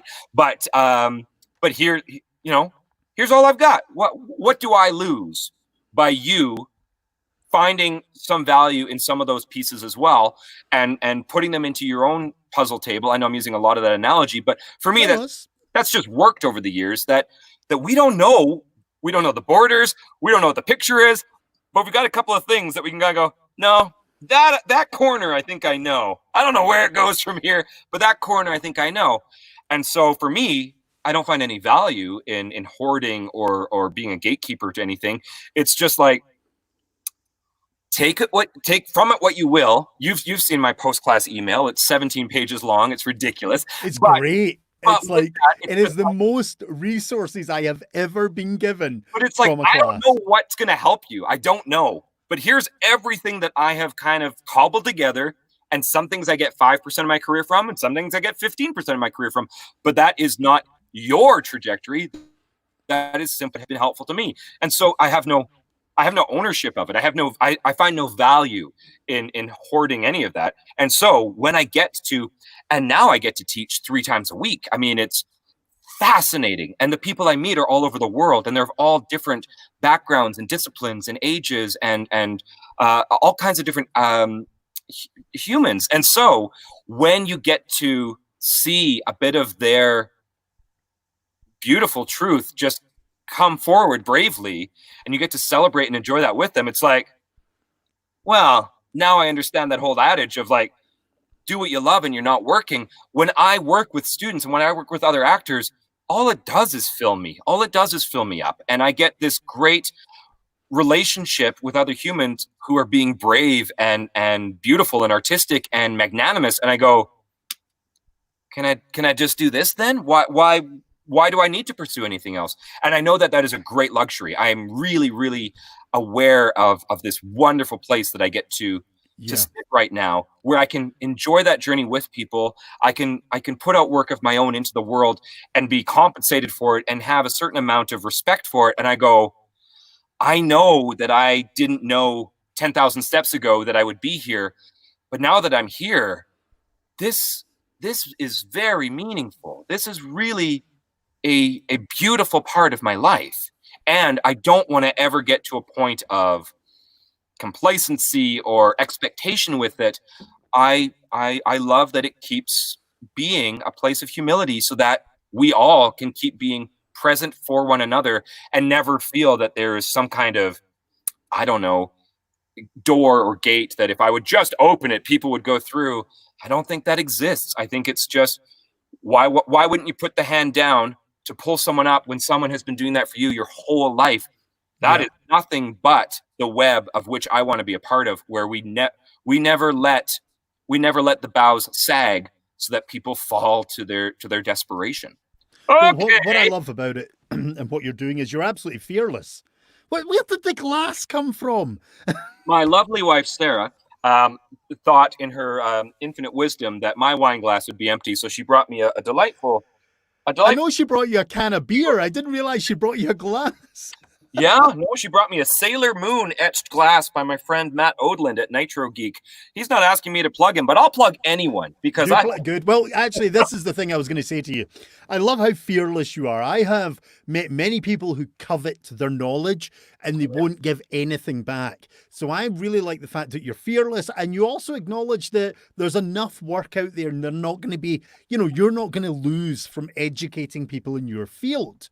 I also do need to add, I'm not an actor, and I've taken one of Brendan's courses, so I don't think they're exclusive for actors. Is that right? I've actually had a lot of business, like doctors and lawyers and things because I'm not a Toastmasters. I recognize that there is a lot of public speaking education in the world, but what I do find to connect with just human beings is they really want to communicate from a place that engages the audience, and engaging the audience is, of course, paramount to getting a message across. And it's not about the cultivation of the words per se.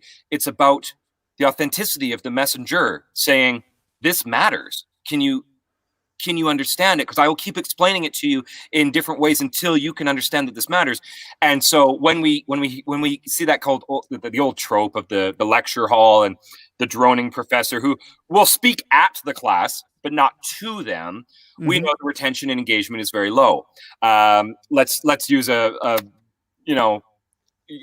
alternative, of course, is the Dead Poets Society. Okay, so you've got Robin Williams energetically engaging his students, looking at them, talking to them, engaging them, putting them in the conversation, and of course, the engagement goes through the roof. And these young people are like, he's talking to me. And when you're being talking to, boy, do you engage, boy, do you get intrigued, boy, do you want to be a part of it. And you are also being given permission to contribute. You're not being told this is how it is. You're being told, why is it like this? What do we want it to be? And so with that engagement, of course, messaging for all walks. Great, the beer is just as bad. With all walks of life, people don't know how to breathe. And I don't mean that they are, literally dying of oxygen deprivation, but when people don't know how to breathe, of course, you go into shallow shoulder breathing. Your brain starts to go fried. Your muscles are like, feed me, Seymour. And you're like, yeah, of course you're stressed. I would be too. And I have been there. I continue to be there. And when I recognize within myself that I am not able to give what I want to give, I have to go back down to, do I have my power? Do I have the breath I need to be able to oxygenate my voice, my brain, my muscles, so that I can work? And what that one little thing for all humans is a huge part of solving this ongoing anxiety-laden problem. And so it's not that I'm coming in and teaching them how to be magnanimous speakers, but I'm giving them some tools and insight as to, why do you shut down? Why do you fall apart? Why do you hate the way that you present information, how do we give you the strength to know I've got that to stand on now? I'm not treading water anymore. I get to stand on the rock now and say, I've caught my breath. Can anyone see an island? We should all swim towards the island. That's my solution. That's my TED talk. Thank you. Moving on. And so, yeah, it doesn't just equate to actors. Yes, I use acting as the method. I use the scripts as the way to get us there, because it's really nice for people to not feel it's about them, that they're not on the line, that they're not vulnerable, but they need to be vulnerable for the needs of that character or that commercial or whatever that is. It also it makes it safer, rather than them being this failure that they don't want people to see. They are trying to find ways of elevating that communication so that people will engage, people will listen, people will want to hear it and want to engage with it. So yes, I think you are a performer. I think you've been a performer for a long time, but I don't know you for a long time. So I take what you're saying with a grain of salt. Well, I think you should actually plug yourself here a bit, Brendan. You are doing workshops. You're doing them online. Is this right? Do you have any coming up? Because we actually have a member of the audience asking and saying that she hates the fact she's not in this area because she would like to take one of your classes. Yeah, that has been cool with the challenges of lockdown, is that I used to do a lot of in-studio touring classes, especially wherever I was doing a Comic-Con or an entertainment expo. That was great. That was really fun. And it's certainly an experience to go to studio and work with an engineer. That is a special experience. But yes, I have had to modify, and having them all online has obviously been a great benefit, because people have been really looking for ways to express themselves, and with, online acting and voice acting kind of being the only game going this spring. Yeah, I've been very fortunate that people have been like, okay, I'm bored. I have my moment. I took my breath. What do you do? How do I do it too? And I'm really I'm really excited to work with other artists. So yes, brendanhunter.com is very easy. Also, I see that Calum has kindly put my Facebook page on there too. So you can email me anytime. There's a direct link on my website there, but also on the Facebook.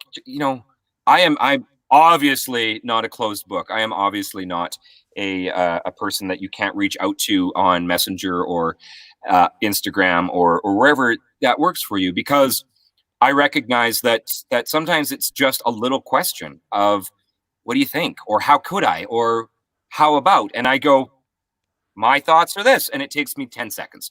Obviously, I love working with other talent, and it's really rewarding for me as well. But I do recognize it makes a space for people that otherwise don't have access or space to do that type of work or that type of expression and self-learning. So I'm happy to keep putting that out there. Yes, I work numerous times a week with students, and a lot of that stuff gets posted on Facebook and Instagram and on my website. So sure. On my website, there's a free newsletter you can sign up for, so it just tells you when there's new opportunities. Great. I've got my June stuff's all sold out, which I'm really grateful for. And I'm also putting on a free 1-hour workshop on Sunday, which, again, just message me about. I will get you the link. We will talk about what this. It's going to be a real, it's going to be a real shallow dive, because it's going to be a short intro, kind of one of these things, where, yeah, I'll do some Q&A, but I'll really just kind of give you like the basic foundationals of what this means, what this kind of work means. I love people that continue to come to classes month after month, year after year, because they're continuing to get something out of it. But that's not the point.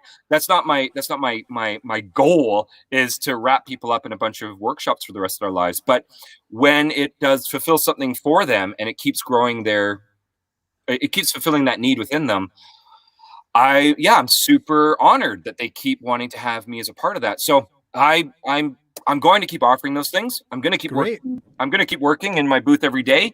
I'm going to keep teaching 3 or 4 times a week. And if we do something, I know that a lot of people are looking for something that's not so artist centric too. I'm working on it. I'm building something that's more just for the boardroom and the needs of professionals that want to communicate better, but don't want to be in the artsy fartsy stuff. Cool. No problem. No judgment. I get those needs. And so I am am trying to find ways of continuing that contribution in various ways. So yeah, reach out anytime. It's something that's going to be ongoing, and never worry about bothering me. It's something that I like being able to help where I can. Nice. Well, you've got a couple of followers and they're checking it out already.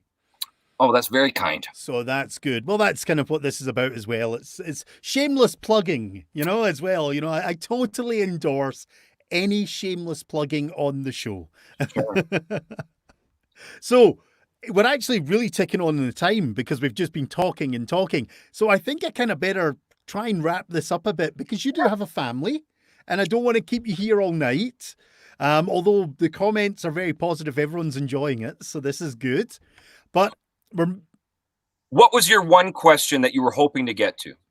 What was something that you were like quite intrigued by that you're like, oh, that's a good one. I'm looking. Do you know what? I don't actually have one. I have a formula and we see what happens. Okay. And quite often I rely on the audience throwing out questions as well, because like you, I kind of look at them as the people that are investing. We're giving them time. They're investing in us as an audience. They're spending their time with us.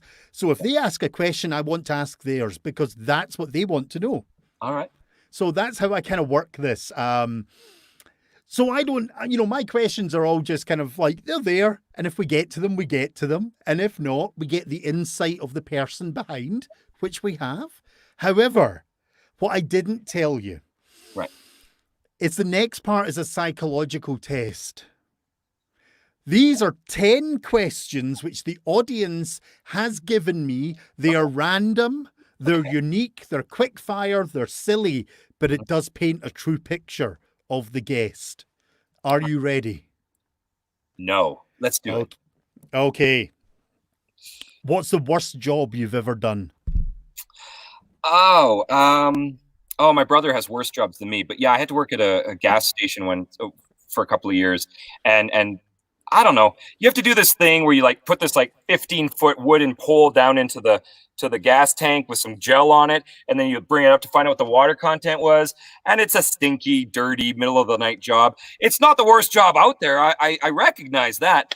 But my brother worked on a chicken farm for about one day, and he was like, "Never again." And I was like, "Yeah, you win. You win." Yeah. Oh, definitely. Okay. I like to do these in different orders. How do you feel about garden gnomes? Garden gnomes.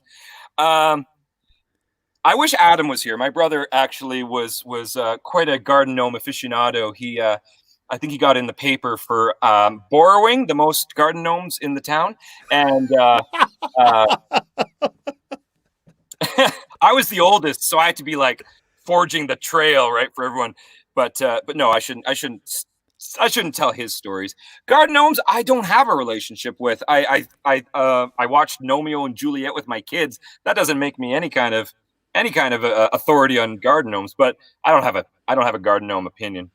Okay, no, that's fine. There are no wrong answers. You mentioned having a superpower, but if you did have a superpower, what would you want, and would you use it for good or evil?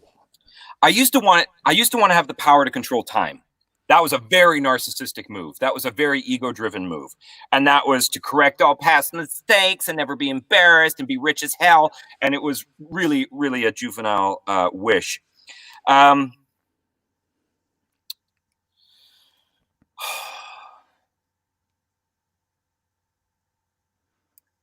don't know if I deserve one. I don't know if I think those ways anymore. I'm not terribly yeah, I guess I just recognize my fallibility, and I do want to be a part of constructive change and I guess the pursuit of what would be good. And so I don't think in this body and in this mind I'm strong enough to handle any superpower. I would like to fly because I'm a plebeian human who has been obsessed with that idea, because every human's been obsessed with that idea. Yeah.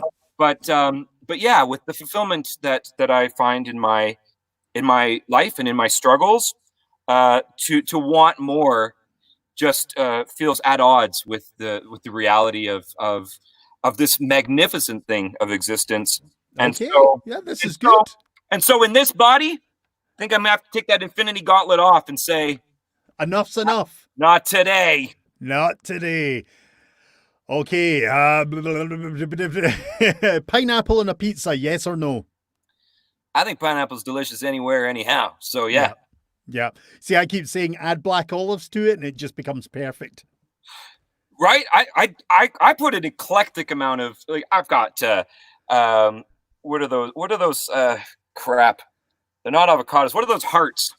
They're in like the oily brine. They're not animal hearts. They're like a vegetable heart. Artichoke? No. Artichoke hearts. I like artichoke okay. hearts and mushrooms and olives and different kinds of meats. I'll put leaves and not leaves, but you mean like sticks, a couple of bits of gravel. You know, there's a bit of a cloud. We'll just ram that on. Pizza night. The kids want to have like just cheese or a pepperoni and mushroom, please, and they're fine. They're delightful. But then Sarah and I will make one, and it's just like thick with all kinds of delightfully diverse and eclectic, she's liking it right now, toppings, because then every bite's an adventure. But I don't like green peppers. They taste like poison to me. So that's the one place where I'm basically out. See, it's for me, it's cucumber. Like raw cucumbers. Or as I affectionately call it, the devil's penis. It's pointless. In fact, the cucumber is used just as much for substitute peni. No, okay, I shouldn't. I love it. No, that's a good fact. Right. Although I may need to start a fact checking section on the show, because quite often I'm discovering random statements are getting thrown out there. Okay, who would play you in a biopic of your life? Oh, that is really something I would have liked to have planned beforehand. What do I look like these days? Let me see. I don't know. I don't know who I look like anymore. As a young actor, I really wanted to grow up to be Johnny Depp. I really thought that his sensibilities, his vulnerabilities, and his choice of eclectic roles was really in line with who I wanted to be as a growing artist. Right. And so, that would be still a very, for me personally, growing up on What's Eating Gilbert Grape and Edward Scissorhands and all kinds of roles where I was like, wow, you can be fascinating and gorgeous and intelligent and a sex symbol and still be these really vulnerable human beings. I was like, that's really enticing. That's really so I guess stupid young me is still like, Johnny Depp, because I wasn't able to keep the hairline and I don't have the olive complexion, but yeah, let's do that. Yeah, okay, don't bitch about hairline yet, okay? I'm doing my best, man. I'm doing my best trying to keep it. It's gone. It's just like there's a bit here somewhere. Yeah. Okay, oh, where are we? Favorite kitchen utensil and why? That is a strange tangent. I mean, I love a sharp knife. I mean, I just use it so much. I kind of hate the garlic press. I kind of want to just use a sharp knife on garlic because I do hate the garlic press. It's like a screen filled with debris. It mushes it and it shoots bits out the side, and it's just pointless. I get you. A quality weighted, sharp knife. I'm gonna use every time, and so cool. I mean, that's kind of a nope. That works. That works. It's a blonde dancer, your mother would say. See, that's terrible. That's terrible. I don't know. Was that Irish or was that German? I don't know. Was that Irish or was it? Okay. Which is the right way to hang the toilet roll? If you don't have it over the top facing outwards, you're just wrong. And I know that those of you with cats will disagree, but for every other lifestyle, it needs to be over facing you. It just 100%. 100%. I mean, we had our air conditioning replaced recently, and I was evil. I deliberately hung it the other way, knowing that the builder or the contractors may need to use the bathroom. And I swear that he rushed out the house, crossing himself. I mean, I took great pleasure in that. Okay, why did the chicken cross the road? Fascinatingly weird. Because it's good to get a new perspective. Okay, I like it. What is your guilty musical pleasure? Oh, I still fucking have my Belinda Carlisle tapes. I mean, leave a light on for me. Oh, Belinda Carlisle. Oh, I had a massive prepubescent crush on Belinda Carlisle, and I remember buying the cassette tape. And I see that my mother is still watching, so I don't know if she's ever known this, but I would put a your Walkman. mother's watching and we've been swearing? I remember the first time I swore in front of my mother. It's very funny. But I remember sleeping with my Walkman hidden under my pillow, and I would put it on the absolute lowest volume possible, and I would fall asleep to these guilty pleasures. These also, amorous, expectations of when I grow up, me and Belinda Carlisle, that's going to work. But yeah, I recognize that in my own children now. When I find them doing things, I'm like, oh, I'm not mad. I'm not even disappointed. It's just like, right. I used to do these things. I used to try and find ways of having that me time, that thing that fulfilled something for me. So yeah, but you know what? Like it's a lot of things like that. It's like Taylor Swift, Aqua. I love Lana Del Rey. I love Adriana Grande. Sure, I also have crushes on all of these people, but it's still. I really do like the music. I really do. It makes me happy. So whatever. I have become a proud Barry Manilow fan. Okay, lovely. that seems like way more respectable and manly than what I just said, but that's cool too. No, yeah, I like it. No, this is good. You actually gave a nice list. Most people struggle. The reason this question came up is because I was doing a live chat and somebody mentioned Nickelback being the end of the world next phase. And I had to admit that I'd been listening. It had come on in one of my YouTube kind of just runs, Right. Nickelback, and I was enjoying it. Sure. And basically, I got abuse for that. Okay, Sure. I think this is the last question. I'm just checking my list here, although somebody has asked one. So I'm going to ask their question, then my last one. Sure. Have you had any paranormal experiences? This is coming from Kat, who runs the Paranormal Heart podcast. I guess I'm somewhat fortunate because my wife Sarah is she's an empath, she's Wiccan, and she has I don't know if it's the gift or the curse, and she's probably watching, so she can probably let me know. But she will say things in terms of the energy and the the specters or the the passed on people that she encounters in our domicile, in our travels, in our relationship, and I go, that's terrifying. And she goes, yeah, it is, but you just deal with it. You just you tell them to get out. I'm like, how powerful is that? Like, that a lot of people have these abilities or sensitivities to a whole other spectrum of energies that I almost am glad that I don't, because I don't know if I'm terribly well equipped. And yeah. And so, I go, what do we need to do? And she's like, I'm on it. I've salted the doors. I've saged the house. And she really is. She's on it because this is a part of her life. This is a part of her makeup. And so for me to be just like, God, I just feel like a toddler a lot of the times in our relationship, because I'm just trundling through the house going, gotta do my stuff. And she's got this whole other awareness of, got to keep the space clean, got to keep the energy balanced, got to do all these really important things. And even, we'll go traveling, and she'll be like, so tired today. I'm like, what's the problem? What's the problem? It's just a new bed. She's like, no, there was like this spirit that was like really like angry. And I'm like, I had like a weird dream. Like I had a weird dream and I slept weird. Like my life is yeah, idyllic. And so I guess by proxy, I get to have this really great relationship with a whole nother way of interacting with this world, which I also don't have to really suffer from. For me, it would be suffering. I think for me, I would just be like, this sucks. Just everybody shut up and leave. And, I would be like the kid in Sixth Sense being like, I don't want to. I don't want to help. I just want to be left alone.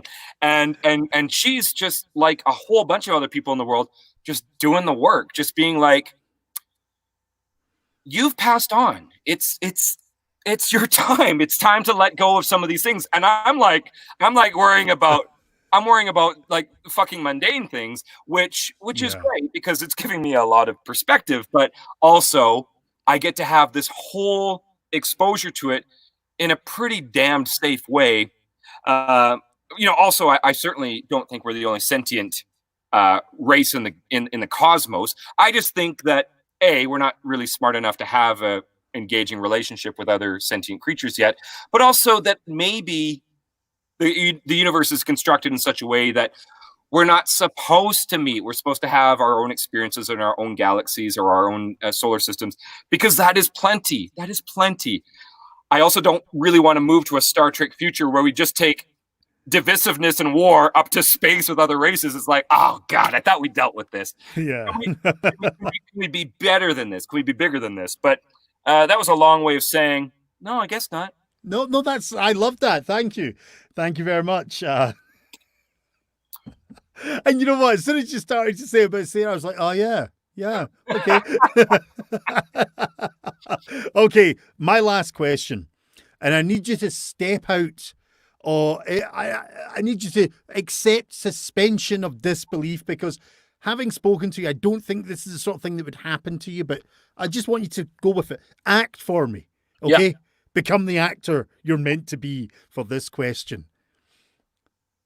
You go into a bar and all of a sudden you start to get into a bar fight. What is the soundtrack or music that is playing in your head? That's a fucking nightmare. All right. What is the soundtrack? What's the song that kicks off? You know what I want it to be? I want it to be Europe, for the Final Countdown album. I want it to be Danger on the Tracks, whoa! And then it's just like boom, boom, boom. And then I realize I don't know how to fight. And then I have to fucking run. Right. Okay, so what would be the runaway music? It's probably going to be... Oh no, that doesn't work in this instance. I wanted it to be Mark Almond's "A Lover Spurned" because that I have a real relationship with that song. Anyways, but no, I mean, I don't need a runaway song. I think Europe, they could just transfer to Final Countdown, and it's just the runaway song. But that was my first rock tape, so I felt like as a kid, like I've arrived. Yeah. No, I get it. I've always said mine's going to be something like Tiptoe Through the Tulips. I had a friend who, I don't know if this happens in Scotland, but when you enter high school, there's certain, I guess they're rituals. Some of them are really terrible, but Frosh Week was kind of like this initiation period with the new students. And it was, again, to reiterate, I went to a 5,000 person Mennonite town. And so Frosh Week was maybe more subdued than in some other places. But I remember one of my best friends, they made us wear all these demeaning shirts, which were just like shitty tie-dye shirts that they'd like put slogans on. And his was "Tiptoe Through the Pretty Flowers." And so I never forgot Nathan's shirt, because I was like, that is lovely. That is delightful. Well, to answer your question, we're civilized in Scotland. We don't do any of that sort of stuff. No, seriously. There's all these things that are said, but yeah, in Scotland, you just go to secondary school, you do your thing, you get in maybe a couple of fights if there's a bully, or you run away, depending on your nature, and you basically just get through it. But there's nothing like these initiations and things that I've seen and read about happening in, say, America, and obviously here now I'm discovering. Yeah. It's because we're civilized. It might be. I mean, okay, so how long did you live in Scotland? Well, I've only been in Canada now for about 4 years. Oh, okay. So like 30 years. So we're looking at about 39 years. Well, I was giving you a grace period. I said 30, but that's fine. Thank you. But okay, but in terms of an immersed experience in, let's call it old world culture. No, but in all honesty, right? Back in the old country. But that is what I'm going for. Like, you Yeah, come yeah, I to get you. America and you recognize all of these kind of juvenile behaviors and these divisive types of behaviors, and do you go, what is wrong with you people? Why are you so mired in this naivety? Yeah, there's I've got to be honest, there's a certain thing when I sometimes see things. The one thing that I get is there's all these people that are so into their culture. Mm-hmm. Oh, I'm Scottish heritage, I'm Irish heritage, but they do things which just no Scotsman, Irishman, German, French, or would ever do. It's just like, seriously. It's like, and they have no concept Right. of the history, the tradition, the culture. So yeah, I have all these moments of just like, what the, and your mum's watching. I'm No. going to mouth it, I won't say it. And so, a part of that is obviously, we're seeing North America go through this enormous metamorphosis. Does that feel to a person that's relatively new to this culture, being like, how did you not deal with this stuff already? How did you not already come to terms with this? Why have you kept being like, nah, we'll deal with it later. We'll deal with it Yeah. later. Oh, I don't know. I look at it and I am bamboozled. I really am. I'm just, my brain sometimes hurts when I actually think about the stuff, and I'm like, it's like yous are coming from cultures from, well, effectively, apart from the indigenous races that have been here, Right. everyone is a colonial. We'll Right. just use that term. Please do not give me hate letters. But if we use that term, they've come from somewhere else, initially in Canada and America, and it's kind of going back what we're talking about earlier, the statues, etc. It's almost like, and certainly not so much Canada, more in America, it's like they haven't read their history or learned, and they're afraid to actually do that because they might actually learn something and maybe not repeat the same disastrous mistakes.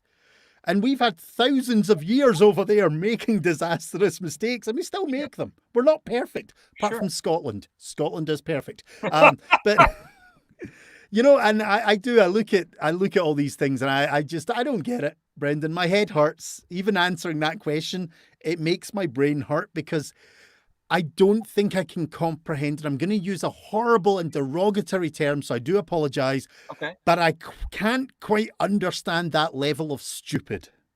and that's, I mean, it's a horrible thing to say, but I'm sorry, I just can't. It's. I mean, you put me all on pins and needles. I'm like, wow, the caveat is in place. Okay, so some big drop is happening. It's just stupid. I can't fathom. I'm bamboozled. All this wonderful terminology you're using. But no, it's true. It's true. The thing is, you can't use any other language because it's.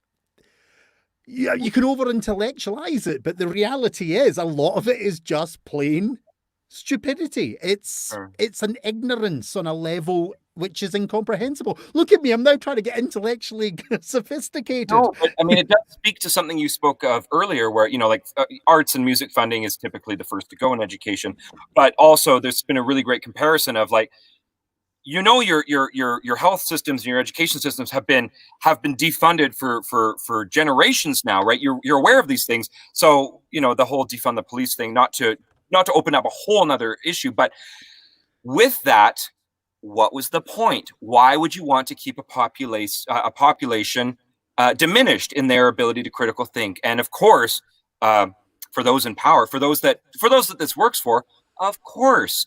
But it is tragic, and it is heartbreaking when you can't reach another human being because they won't make space for that new thought, which isn't an intellectual battle. It's just they've become entrenched and ingrained in that ideology and in that dogma, and it does really hurt. It really hurts because I think we all want to believe the best in humanity. We all want to believe in the best in our brothers and sisters and say, can I talk about real things with you? And when that happens, divisiveness and that anger and that inability to want to grow or learn or hear, because it's too uncomfortable. I guess because it means recognizing that what you have based a whole portion of your existence on doesn't work, doesn't make sense.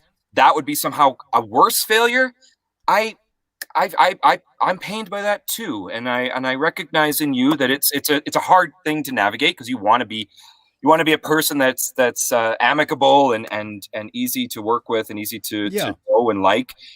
And yet there's this whole side of it of, it's not about trying to be better. It's not trying to be about trying to put anyone down that isn't wanting to make change. It's just saying, can we make some space? Can we make some opportunity for growth for all of us? It's not to take away anything from you. It's just to recognize there is a great opportunity here. There's a great opportunity, and some really appropriate dialogue has been said on, two-party systems, and Canada is basically as guilty of this.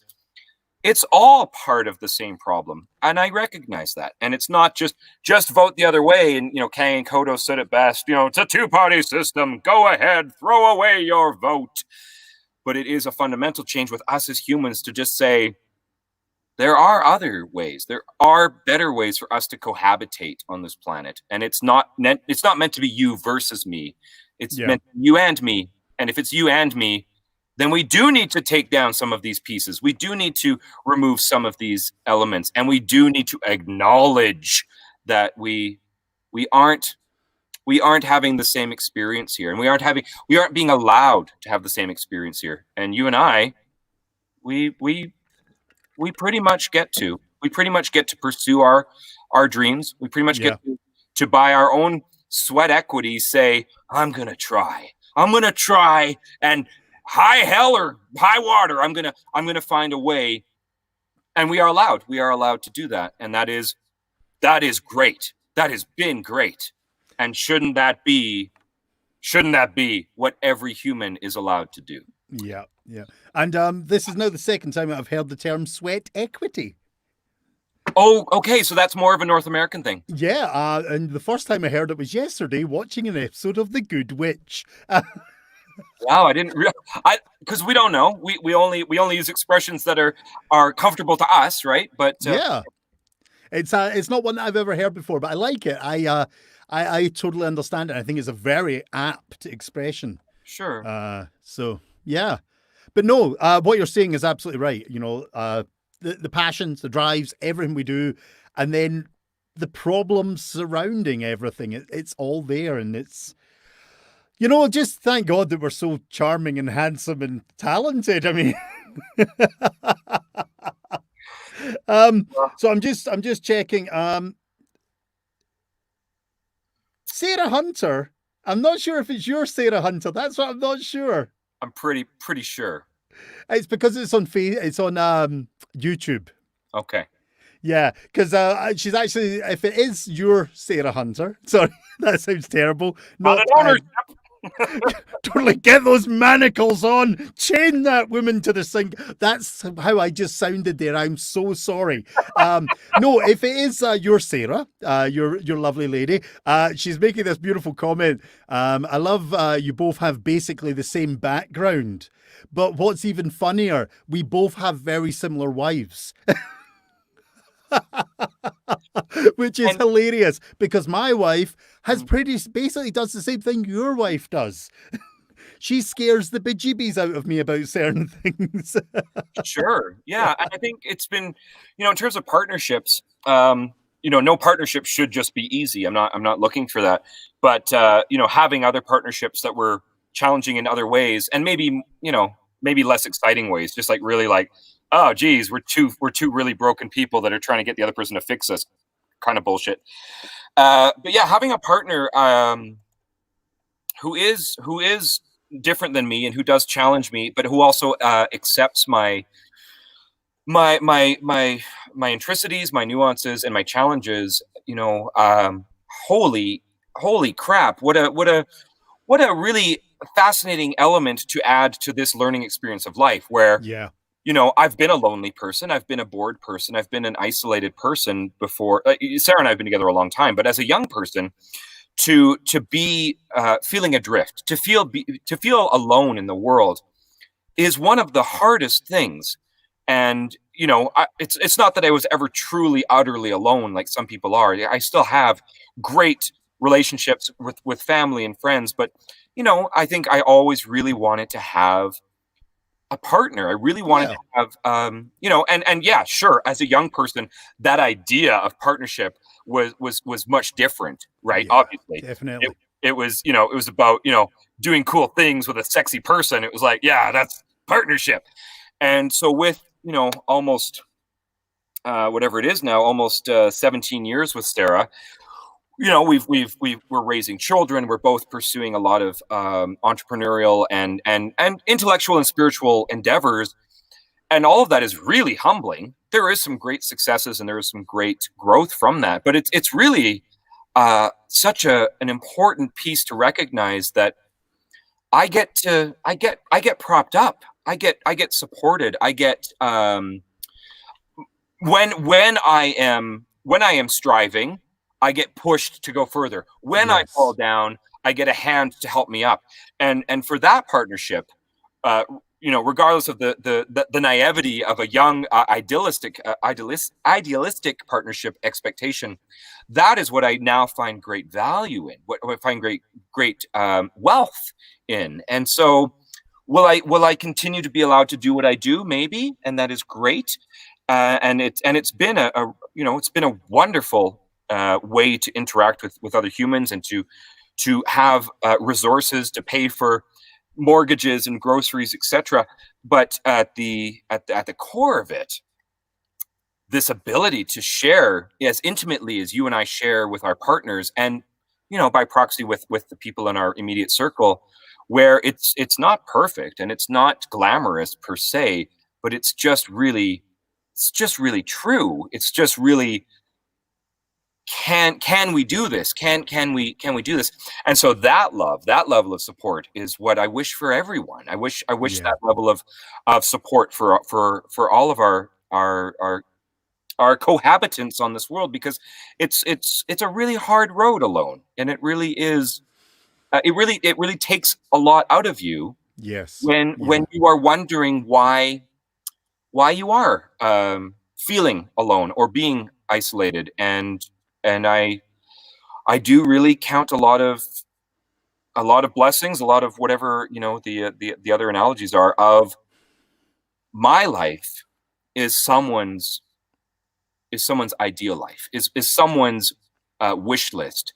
And for me, of course, I recognize it's fraught with challenges still, and those challenges can be disappointments on various levels. But really, the wealth that I get to live with children that want to be around me, a spouse that will tell me when I'm being shitty and also prop me up when I need a helping hand, those those are great treasures. And if the economy, well, Mm. why won't someone think about the economy? If the economy went away, those things would still be my value. They would still be my treasure. So, not that it's for everyone, not that it's everyone's path, but for my path, holy Dinah, what a great way to experience this world. Because, as the great song says, the world is built for two. That idea that we share these things, they are valuable because we get to go, cool, right? That's neat, right? I love that, because when I have been alone and I've been like, this is beautiful, this is cool, there's been that deep sorrow of, who do I share this with? Yeah. Wonderful. Absolutely wonderful, Brendan. Thank you. Thank you so much. The beer's done. The talk is done. Yes. This has Let's been, wrap this up. You've got a wife and family to get back to. So the last question I'm going to ask you, hopefully will be a quick one, and it's just your words of wisdom. What words, what could you impart to somebody coming into the industry? What words, what Yoda moment can you give them? I think I already said it. I think it is that you're not meant to be something else. You're meant to be you. Yeah. You is enough. You valuable, and you is exactly what you need to bring. So as a young artist, or as a new artist, that is probably a piece to grapple with, and that is totally appropriate. But at the end of the day, it's not about having something to give. It's about having something to share. It's about having something to say. It's about having something to reflect. Again, I love the mirror analogy of artists, where they just hold up their lens, their perspective of, you see this, right? This is us. And we go, yay, nay, or holy shit, I feel seen right now.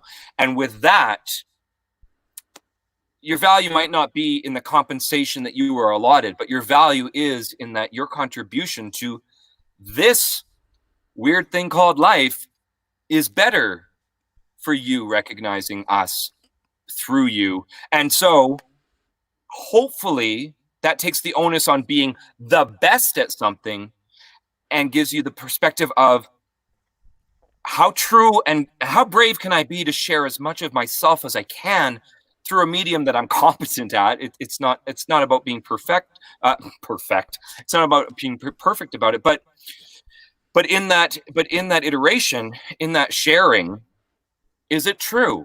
And if it's true, then it's not needing to be perfect, because its truth will find its truth will find its eyes. Yeah. Brendan, thank you. I hated every minute of this. I know you did. I've made you uncomfortable. I mean, basically, I just want to be honest with the audience here. When Brendan normally talks, it's a low-key grumble. Very few words come out. Most of it's incomprehensible. He's got a translator running at the moment. All the time, I'd rather a frontal lobotomy than a bottle in front of me. No, wait, the other way around. Thank you. So, ladies and gentlemen, Brendan Hunter, fantastic actor, voice actor, and overall entertainer. And I'm going to say this, and he's going to hate it, but this episode has actually probably been what I would like to call a masterclass in being human. And especially from the point of view from a performer who our egos, etc., can take over at times. And I liked this chat with Brendan simply because it's how I do things, and I'm seeing that actually the path that I try and take is similar to Brendan's, and it makes me feel a bit more like, oh, good, I am doing something a bit right, just trying to be yourself. So, Brendan, I want to thank you for that. And it's okay if it's scary, right? Like, I'm scared too, and it's not an easy world. It's not an easy life, and I'm not trying to diminish anyone's challenges. It's just, yeah, we need each other, and we are so much better as a species when we're together. And I don't want pain for you. I don't. And so keep telling me how there are ways that we can all hold hands. And I don't mean to just be Shambhala about this. I just mean, honestly, you are confused, you are scared, you are hurt, you are worried, you're overwhelmed. That's where we're at. And that's okay. So now we go, what do we want to do with that? What do we want to do with that time and that energy? It's not easy. And that's okay. Because if it was easy, we wouldn't keep coming back to the cottage in the woods. We are here for the challenge. We are here for the learning. Thank you, Brendan. Thank you for those words of wisdom. So, Brendan, I want to thank you again for being my guest tonight. I'm going to pop you into the green room where you'll find pineapple pizza. You will find blue M&Ms with all the W's removed. There may be some beer. I don't know. I'm going to pop you there. I'll speak to you in a moment after I've wrapped up the show. And thank you again, ladies and gentlemen, Brendan Hunter. An absolute pleasure. Thanks, Calum. Thank you. Good night.